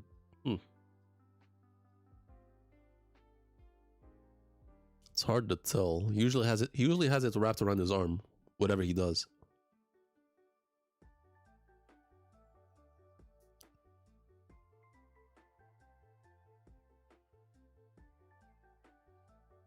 The fights were the fights were a problem, and to me, an even bigger sin. There wasn't a real punishment for Saturn. If that makes sense. Even though he got punished by Emu, to me it's not the same, since he didn't get punished by the Straw Hats. Anime is definitely a lot better than. I mean, the anime. I mean, people usually use the animation argument, but to me, it's just a bonus. It doesn't really improve the fight necessarily. At least not the animation alone doesn't. For example, the animation of Luffy versus Kizaru, it was next level shit, but I didn't enjoy the fight in the manga, so it didn't matter to me how well the fight was animated. I didn't enjoy the fight in the anime either.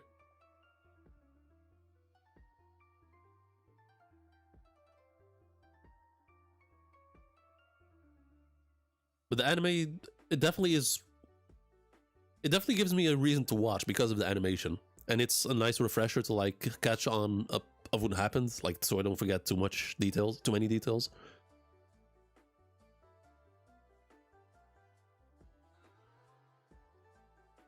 Luffy vs. Lucci is just Tom and Jerry shit.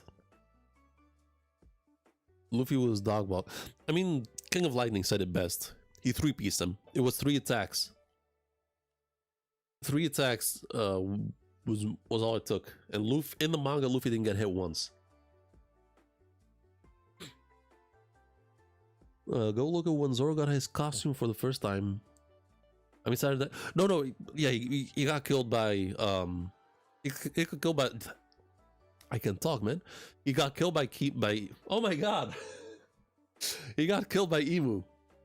But to me, it doesn't give me the same satisfaction that the Straws didn't do it. It adds more to fight scenes in general.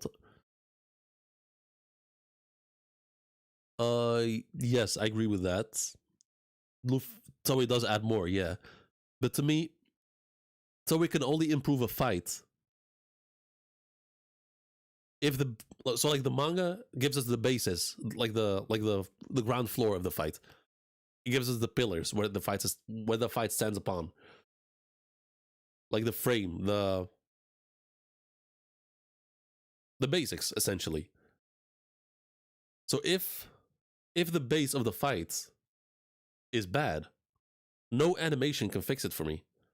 And I had the same argument with JJK fans whenever I did my JJK streams. Like I was complaining about the JJK story, and people in chat kept telling me to watch the anime because the anime is better. But I kept like arguing against them, telling them no amount of animation is going to improve the story for me because the story itself is made at best.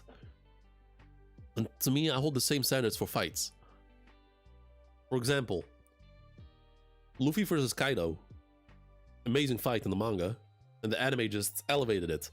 Same for Gear 5. Gear 5 was a good fight in the manga, but the anime just went way beyond it. Because it was from the jump a good fight. But Luffy versus Kizaru, for me at least, in the manga, was shit.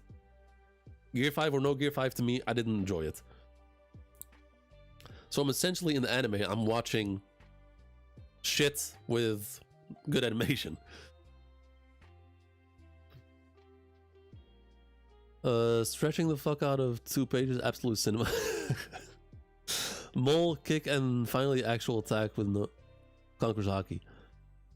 Yeah, to me, what the funniest part about that final attack of Luffy, I think it was when Lucci went like, "Oh, I'm losing consciousness," and I really liked. In terms of Gear 5, sort of salvaged the arc's action for me. Because like how he pulled out the goggles out of his hair, which is dope for me. He made like the baseball bats from a tree and painted it black. Like I love that kind of shit. Another reason is Straw Hats haven't gotten their matchup. I mean, not for all. Usopp did something. Usopp in Egghead did more than he did in Wano. I said it in my reaction of Egghead. Usopp did more in Egghead than he did in Wano, which is both sad and wild. But yeah, for the rest of them, yeah, you're right.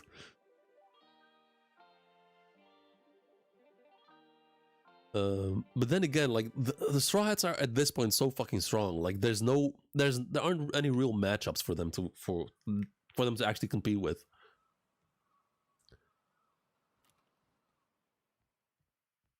The animation was from Famous Guy. I noticed you in Discord. Wait, what?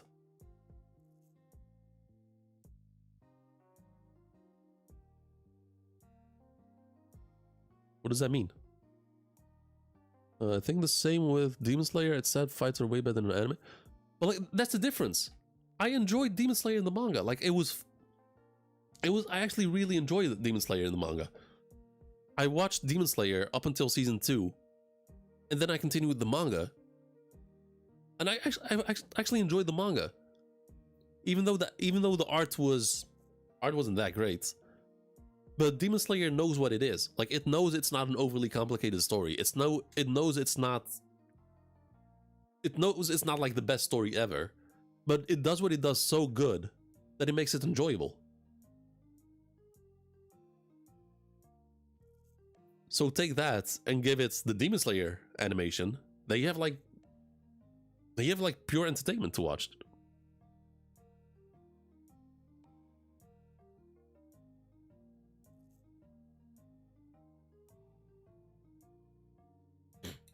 Yeah, obviously, Demon Slayer is much better in the anime. Don't get me wrong. I'm not saying it's not. But I think it's only good, at least for me, it's only good because the manga is already pretty good. Straw Hat fight has always been 90% of fights in One Piece. I mean, they usually get like 1 or 2 chapters for like the actual fight. The thing that usually takes a lot of time is like the setup. And it's always so dreadful. Like when we got to Onigashima, it was such a long run to the actual fights. Lucci before that, I don't recognize Straw Hats and Emperor. Lucci after that. Second is also good. Talking about, yeah. And someone complained about Usopp stopping ship animation. No, I actually like that. Like the goofy animation in the how he stopped the ship. That I actually thought that was kind of funny.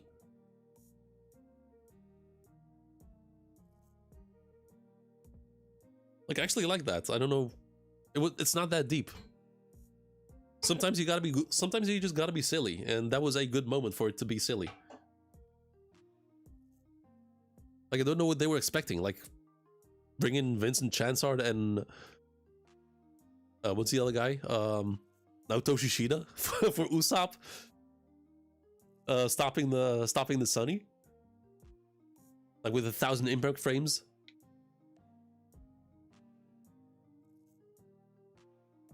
I read Demon Slayer.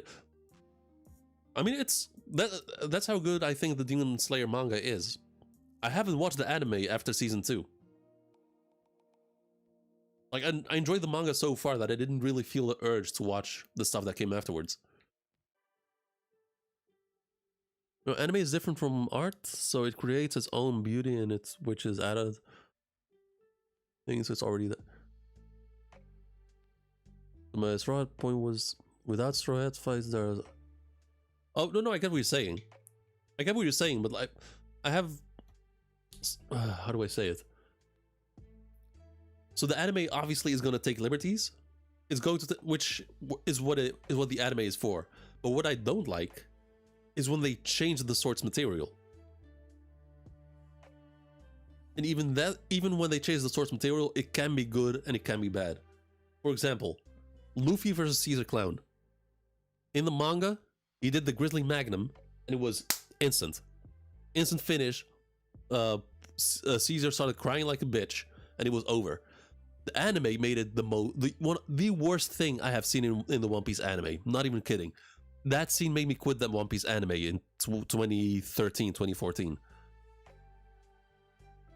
They made Luffy, with his Grizzly Magnum, struggle against Caesar Clown. Like, they made it a whole ass clash. Like, why would you do that? There was no reason for them to do that.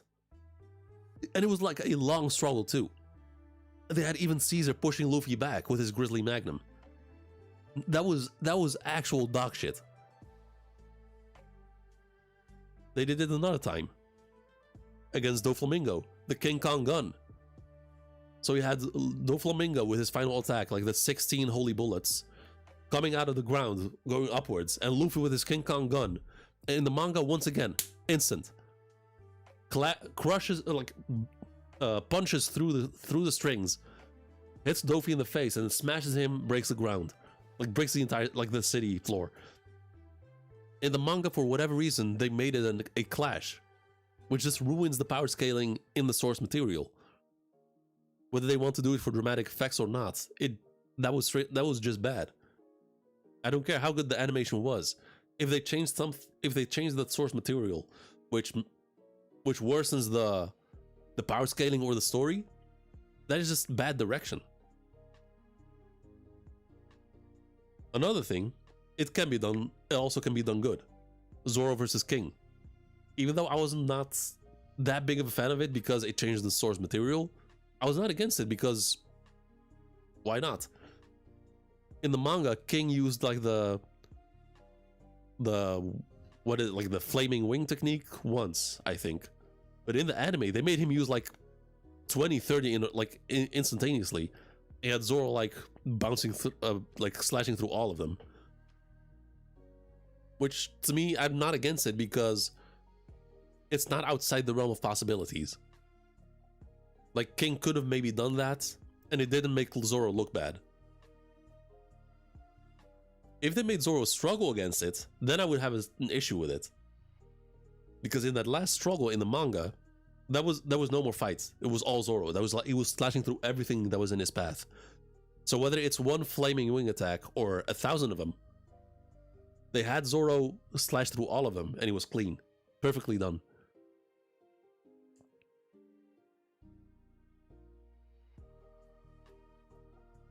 Why would they complain? It wasn't really shown in the manga.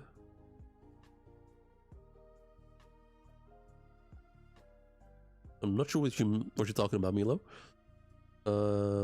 As there was no real matches in Egghead, it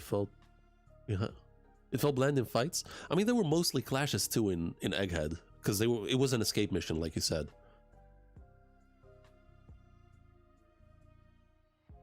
They expect so much from weekly. Oh, we're talking about the anime. Okay, fair. Oh yes, I didn't like the anime in Lucci or Lucci fight at all.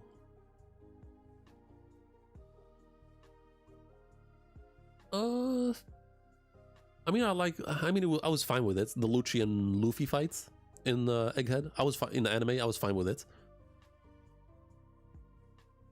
Like when Luffy went Gear 5, they took some liberties.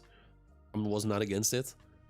And they had like the speed blitz at the very first moment, and Luffy smacked Lucci in the face. That was dope, but it was a bit iffy. Against Horty Jones and Caesar, thought they was really good. Yeah, that's exactly it. Like they made Luffy struggle for a dramatic effect or some shit to act suspense or whatever, but it just didn't add up. Like, Luffy did not have a proper challenge until Dressrosa with Dofi.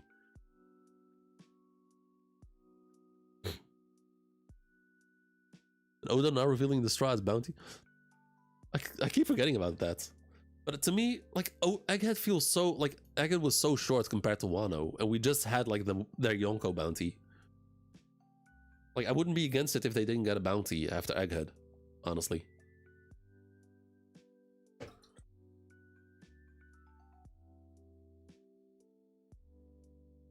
And there are moments where the anime just absolutely nails its adaptation of the manga.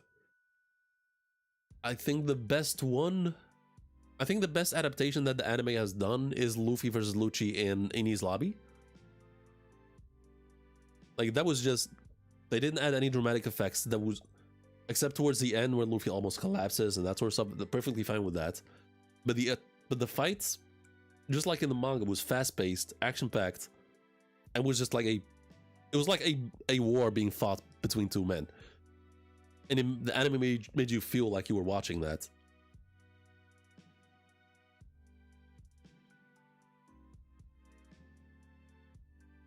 Where's Moria?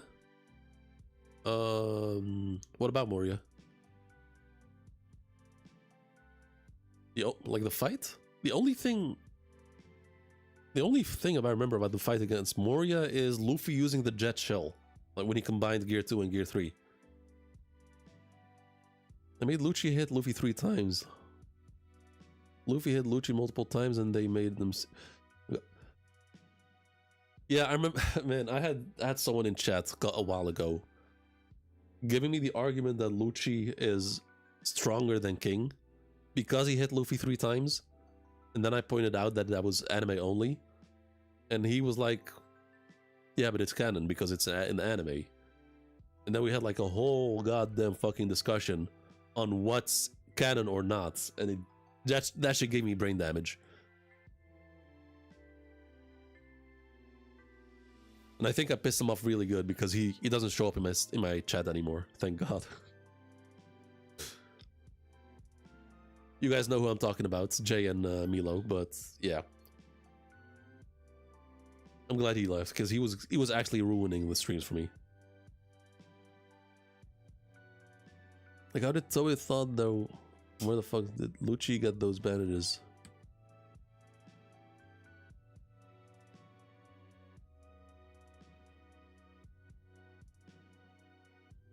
Huh? Wait, they made Lucci hit Luffy 3 times, and Luffy hit Lucci multiple times, and they made it seem like Lucci got up right away. Oh, okay, I see what you're saying. Huh. I don't think I picked up on that, to be honest. Thank you for reminding me, the Lucci vs Zoro fight was animated by the same guy who animated Luffy's Jet Gatling. Oh, really? Man, that is like the Jet Gatling against Lucci in Enies Lobby. To this day, the best Gatling I've ever seen.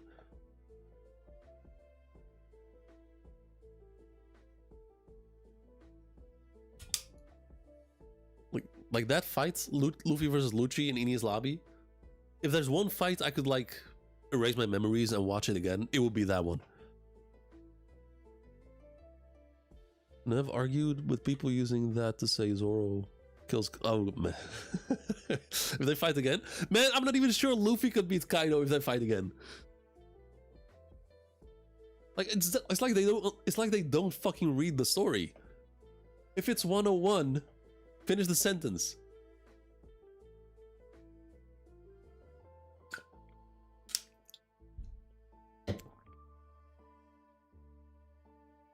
It's like that one meme from The Simpsons. Say the line. If it's 101, always bet on Kaido.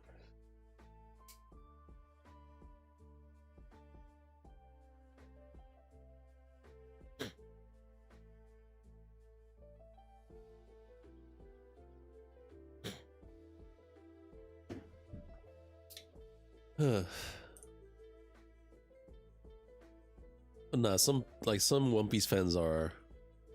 I don't even know how they come to certain conclusions. It's actually mind-blowing.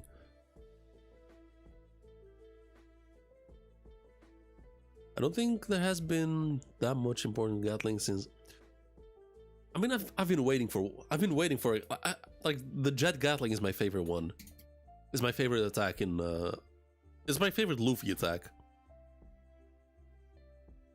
And I think the closest thing we've gotten to it is the Black Mamba that he used against Katakuri.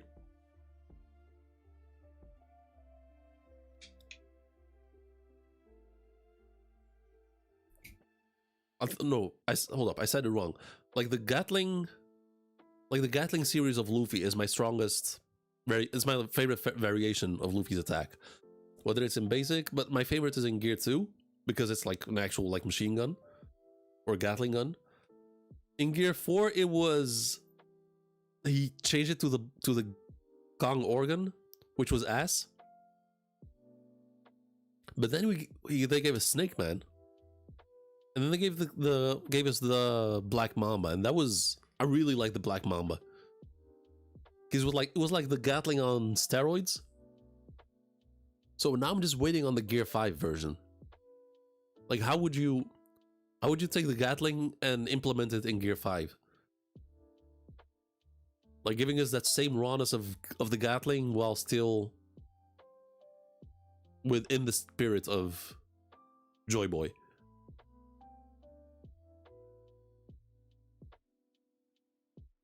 Because I would have preferred if Luffy took down Kaido with a form of a Gatling gun. But instead he sort of did it with a giant pistol sort of thing. It's like, I mean the Bajrang gun.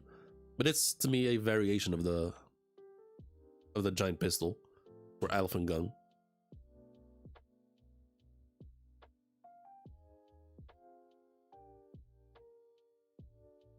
To be honest, I don't really like oh my god, I don't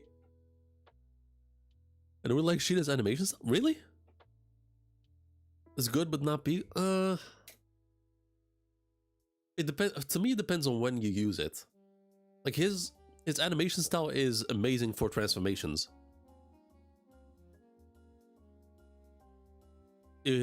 Sheeta was used in One Piece. Let me think.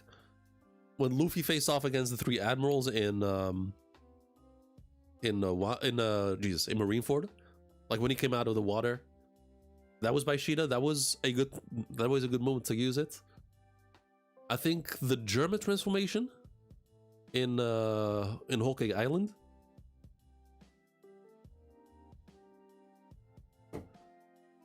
that was a good moment to use it.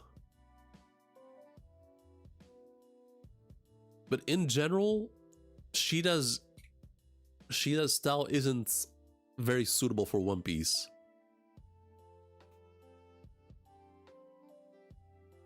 Like One Piece doesn't have the kind of fights in general where Sheeta comes into play. It's more of a Dragon Ball. Like it's like Sheeta's style fits more with Dragon Ball.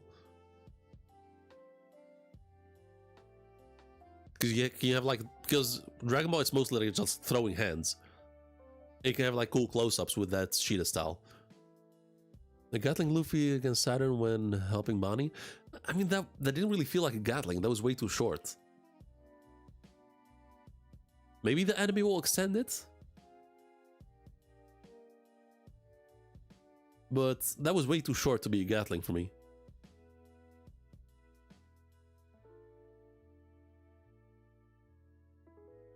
The recent episode wasn't Sheeta? Oh, I thought I spotted a moment where it looked like Sheeta, but no, okay, fair enough.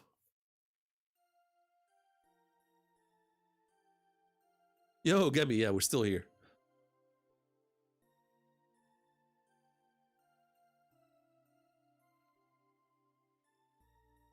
We're still here.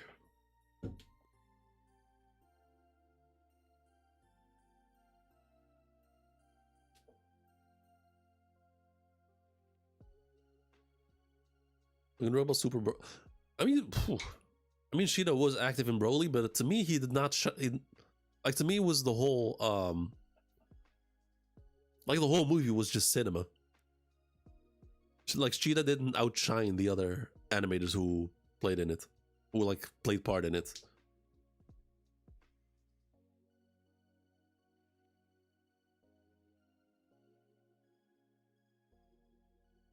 And if for One Piece in terms of animation, if I had to choose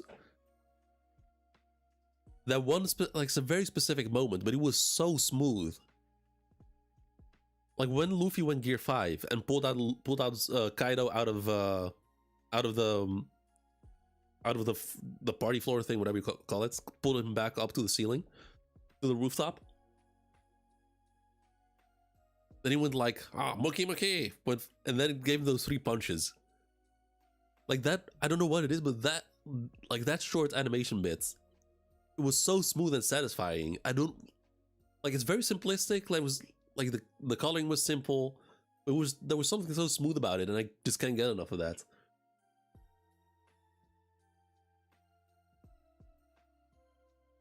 A lot of scenes in Broly. I mean, my for the Broly movie, my highlight was the POV part. There was a certain part where we were like looking from Broly's POV, and we're just getting the shit beat out of you by Vegeta. Like that bit was so fucking dope. Like I think that was the first time I've ever seen like a fight from a POV like that.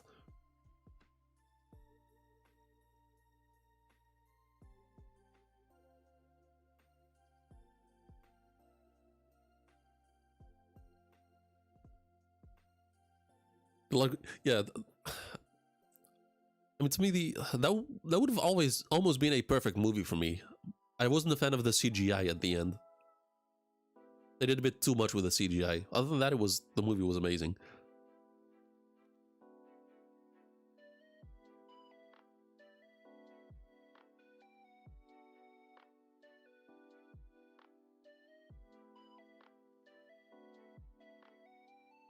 Midori Matsura and Keita Saito, the animation directors, and Tatsuya Naga. Okay.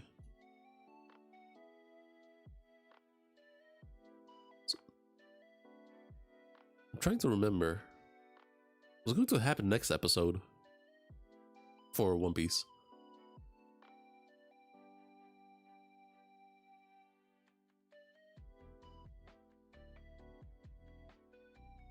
By the way, 1144, like the last episode that came out for One Piece, the one shot of Sanji looking up and seeing like the giant bird fly over, that was such a sick shot. Like really, like it showed, like that was such a dope way to like shows the scale of how big the bird is. Like a giant fucking plane flying over him.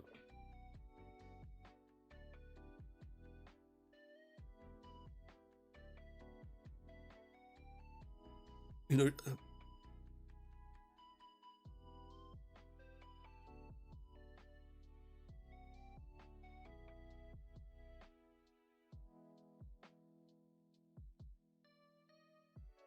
was gonna say something, but I forgot. Fuck. God damn it, I wanted to say something.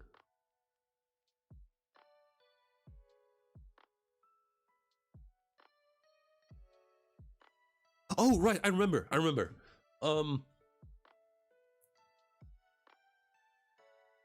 had an idea, but I didn't really have time to share it. I was thinking about watching the One Piece episodes on Twitch, specifically for Vegapunk's broadcast.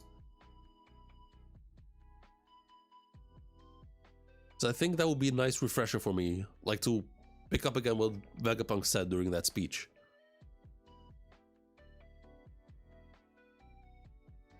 Next episode is the best baseball player in the world takes stage and hits.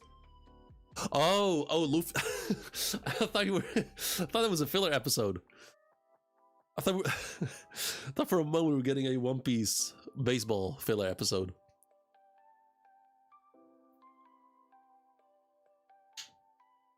Yeah, I kind of want to get on Twitch and watch the Vegapunk broadcasts.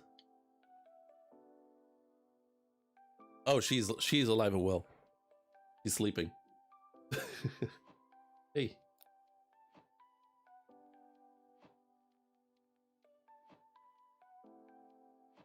This is like her main chilling spot.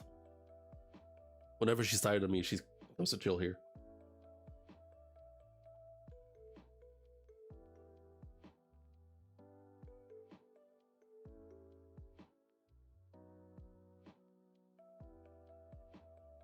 I'm trying to remember. I think the Vegapunk broadcast starts, I think, not tomorrow's episode, but the episode afterwards?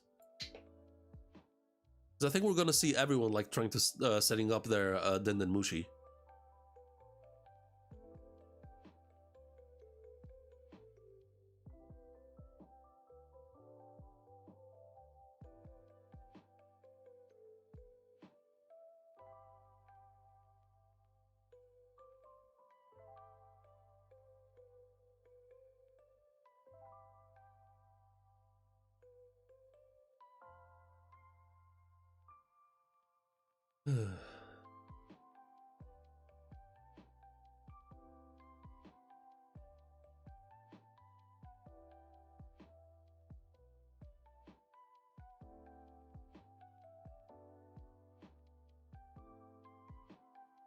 Yeah, this this was peak TCB, man.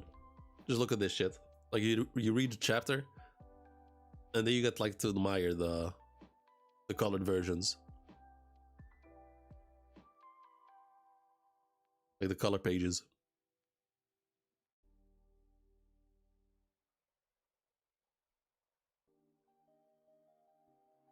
This is always so. This was always so dope to watch, man.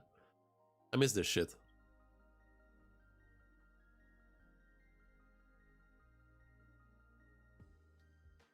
If Toei doesn't fuck with pacing, but okay.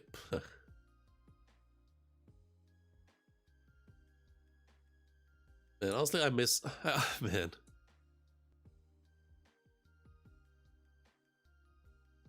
This was always such a good, such a cool bonus at the end of the chapter.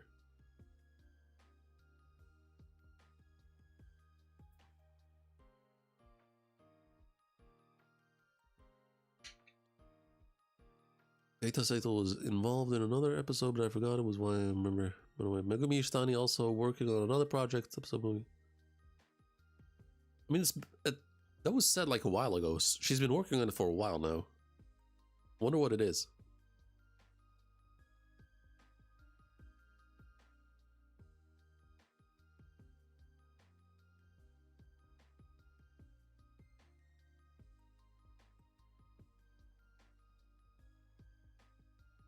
We can't even release the chapter on Man, Prime TCB, I remember they were releasing the chapter like in 6 hours. Like they would update like the moment the Ross dropped, they would start updating on Twitter. Like they would like, all right, Ross dropped, working on it right now, expect chapters in about 6 hours. And like throughout the day, like they would like update you on what they were doing, like cleaning up the pages, translating, refining, whatever. Final touches, or like waiting for the color artists to finish.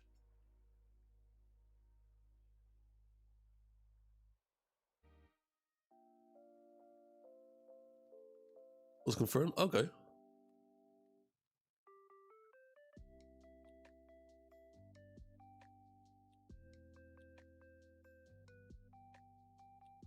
And why is giving her telling random ass shit?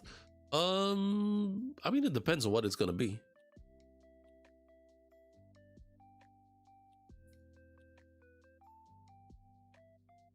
I mean, if it's a movie fully directed by Ishitani, I'm all for it.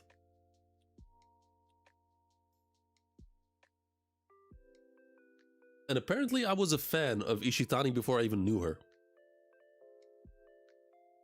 Like the last episode of Dragon Ball Super, that was all Ishitani apparently. Like she directed it, and I watched that like, especially like the fights, like the final fight against Jiren, like the final push. I watched that bit so many times, like over and over and over again, because I was such a huge fan of how well it was animated. Turns out it was Ishitani.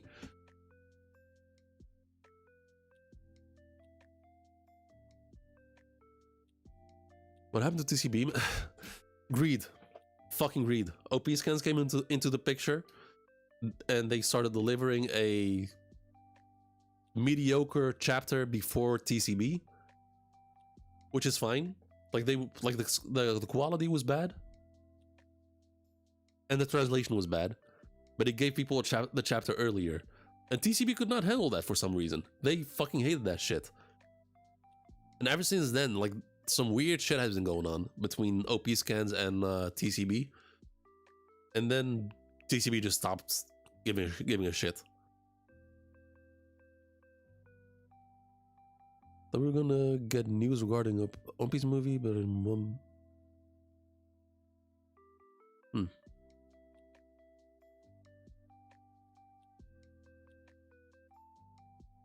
I mean, I don't even know what a One Piece movie would be about at this point. Unless it's like a sort of chill, low-stakes movie.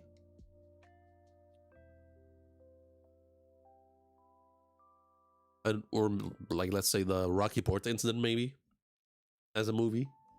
I don't see, like, at this point, the Straw Hats are way too strong. I don't see what could be a threat for them at this point. And they can't bring any of the big characters because they're too relevant. Like, they can bring back Kaido. They can bring back Zebek because he's still relevant to the story.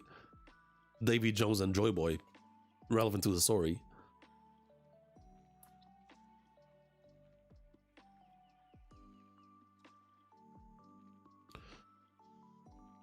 Also remember OGOP skins? There we go. I mean, I always read both. Like, whoever dropped first. Like, no, so my main was TCB, but if OP scans dropped first, I would read OP scans, and then afterwards, whenever TCB released, I would read TCB. Because they had the better translation. So it's not like they were... And a lot of people were doing that. So it's not like they were losing any money on... Or any revenue on... Because of OP scans.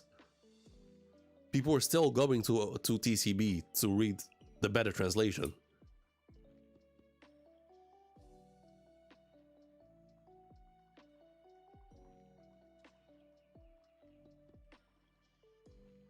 I think that was her first time working on an episode. That's crazy. And she fucking delivered on it. TCB threatened OP scans? Threatened? I don't know, but they definitely blackmailed the OP scans a while ago. I've talked about it a couple times here on stream.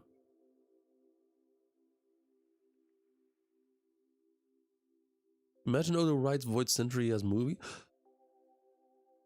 Wouldn't be against that, to be honest. Like, if Oda gives us like the main points in like 10-15 chapters in the manga, and then the rest we get like in movies, I wouldn't be against that. Another thing that Ishitani could work on if Oda doesn't have any plans with it, the fight of Akainu and Aokiji in Punk Hazard. But I think that's still... I don't think Oda has abandoned that. He's just... I think we're waiting for like the actual moments for Oda to reveal it to us. Of how their fight actually went.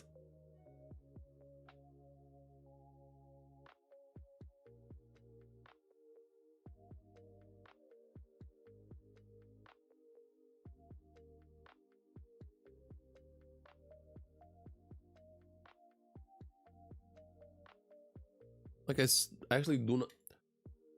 I mean, I guess Oda could do like a sort of Davy back fight. I don't know. No, I mean Ishitani as a movie. I don't know what could work as a One Piece movie.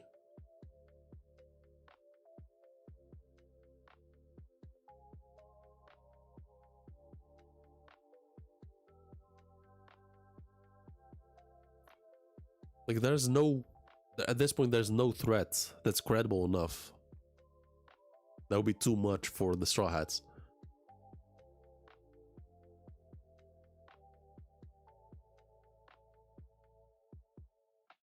We'll get there for sure? Yeah, most likely. Because we're still... I mean, it's still a mystery of what happened.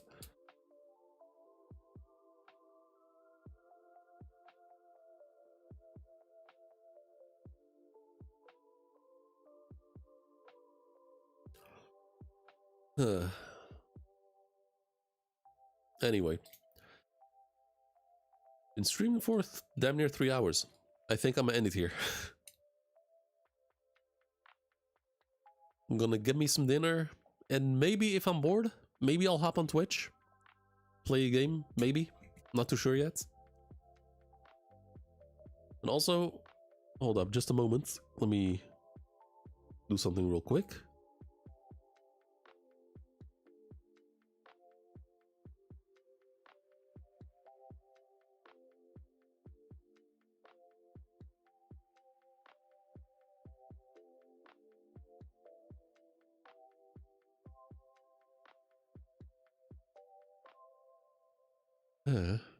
Come on, work with me now.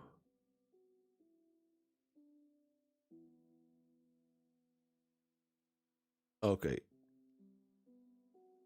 It's not working, hold up. Like what about the King of Elbaf from 500 years ago? Brought back to life because of a mythical ace fruit. I mean, I think bringing characters from that far back, I think it's still dangerous because it will be too close, especially for giants. Will be too close to the Void Sentry.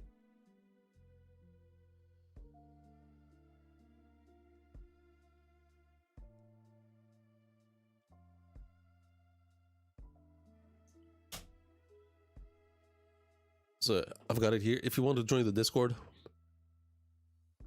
feel free to join. Usually tend to upload my, or like do my announcements over there for my stream schedule or whatever. This fruit condition is that you need to... Its fruit condition is that you need to be dead for 300 years. I mean, that's just broke with extra steps.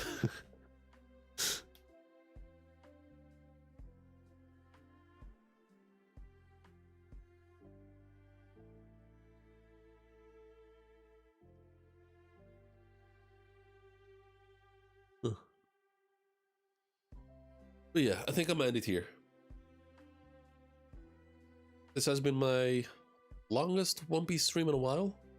Usually I do like an hour and a half or 2 hours, depending on how good the chapter is.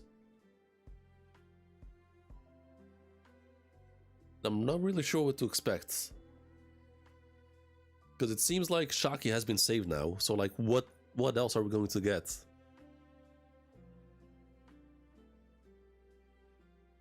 Actually, hold up, before I leave. Something isn't adding up.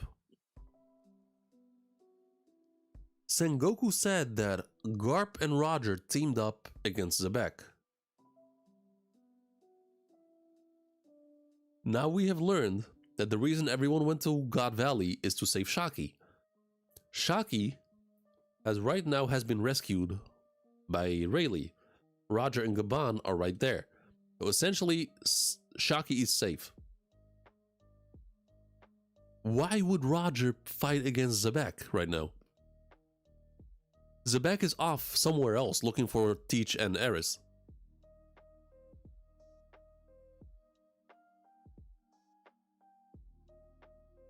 Shit isn't adding up.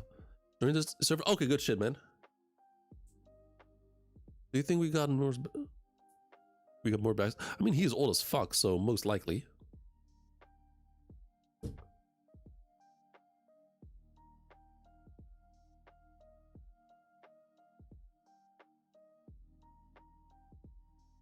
Like I talked about it a couple chapters ago. Like, there's no reason for Roger and Zebek to fight, but now even more so. There is no reason for Roger and Zebek to fight now. They're on. Zebek went solo. He's on a solo mission right now. He's not with his crew. Emu. I'm calling that he will get Emu. Like Emu. Full reveal and all. Will be perfect. Oh, so we are on the same page. I have that shit on my bingo card. For my God Valley bingo card. Right here. Emu full reveal. And also have Rocks fighting Emu on the bingo card. So far, first chapter of the God Valley flashback, of the God Valley incident. Nothing scraped off, but who knows?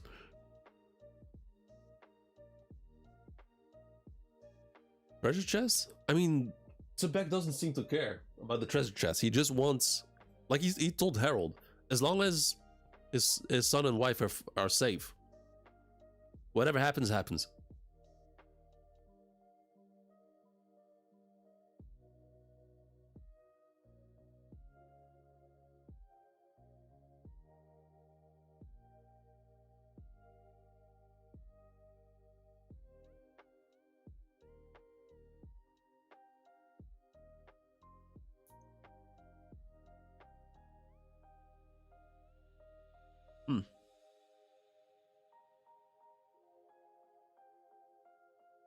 Nah, shit isn't adding up. Unless Zebek actually gets Domi reversied. I don't see how. I like even then, Zebek doesn't seem like the type to get Domi reversied.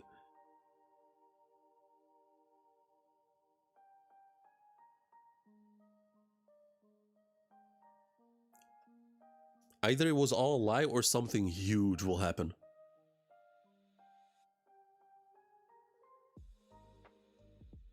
This 100% since that Oda recent desk pick. Certain. Yeah, the supposed emu design, yeah.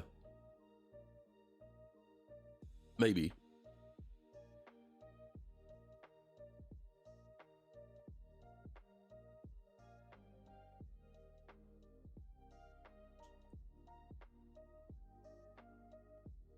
But it still doesn't add up why Roger would fight Zebek at this point. Like, it's not like Zebek would be against the idea of Shaki being saved.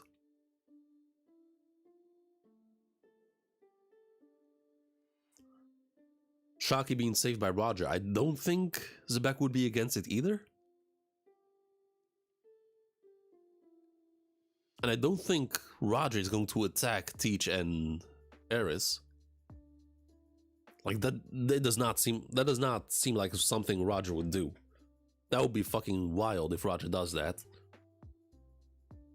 Like, imagine Roger stopping Zebek from saving his wife and kids. That would be fucking wild.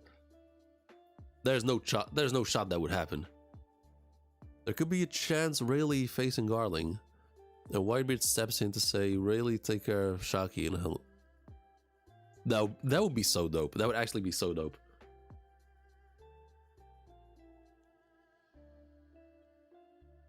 I'd be all for that.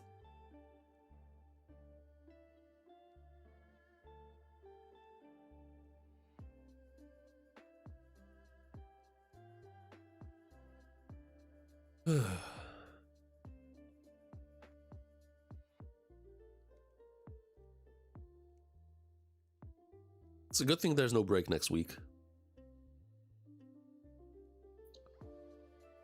A good thing there's no break. But yeah. And now for real, I'm ending the stream here. I'm gonna go grab me some food. And maybe I'll hop on Twitch. Or maybe I'll just watch a movie. But yeah. Thank you for joining. Thank you for watching. If you haven't yet, make sure to drop a like and subscribe. Join the Discord, link is in chat. And I will see you guys on Monday for Kagurabachi. If we believe getting Saturn's Island, we will most likely get the others. I mean, maybe. Fair enough. But yeah, that is it for me. Peace out.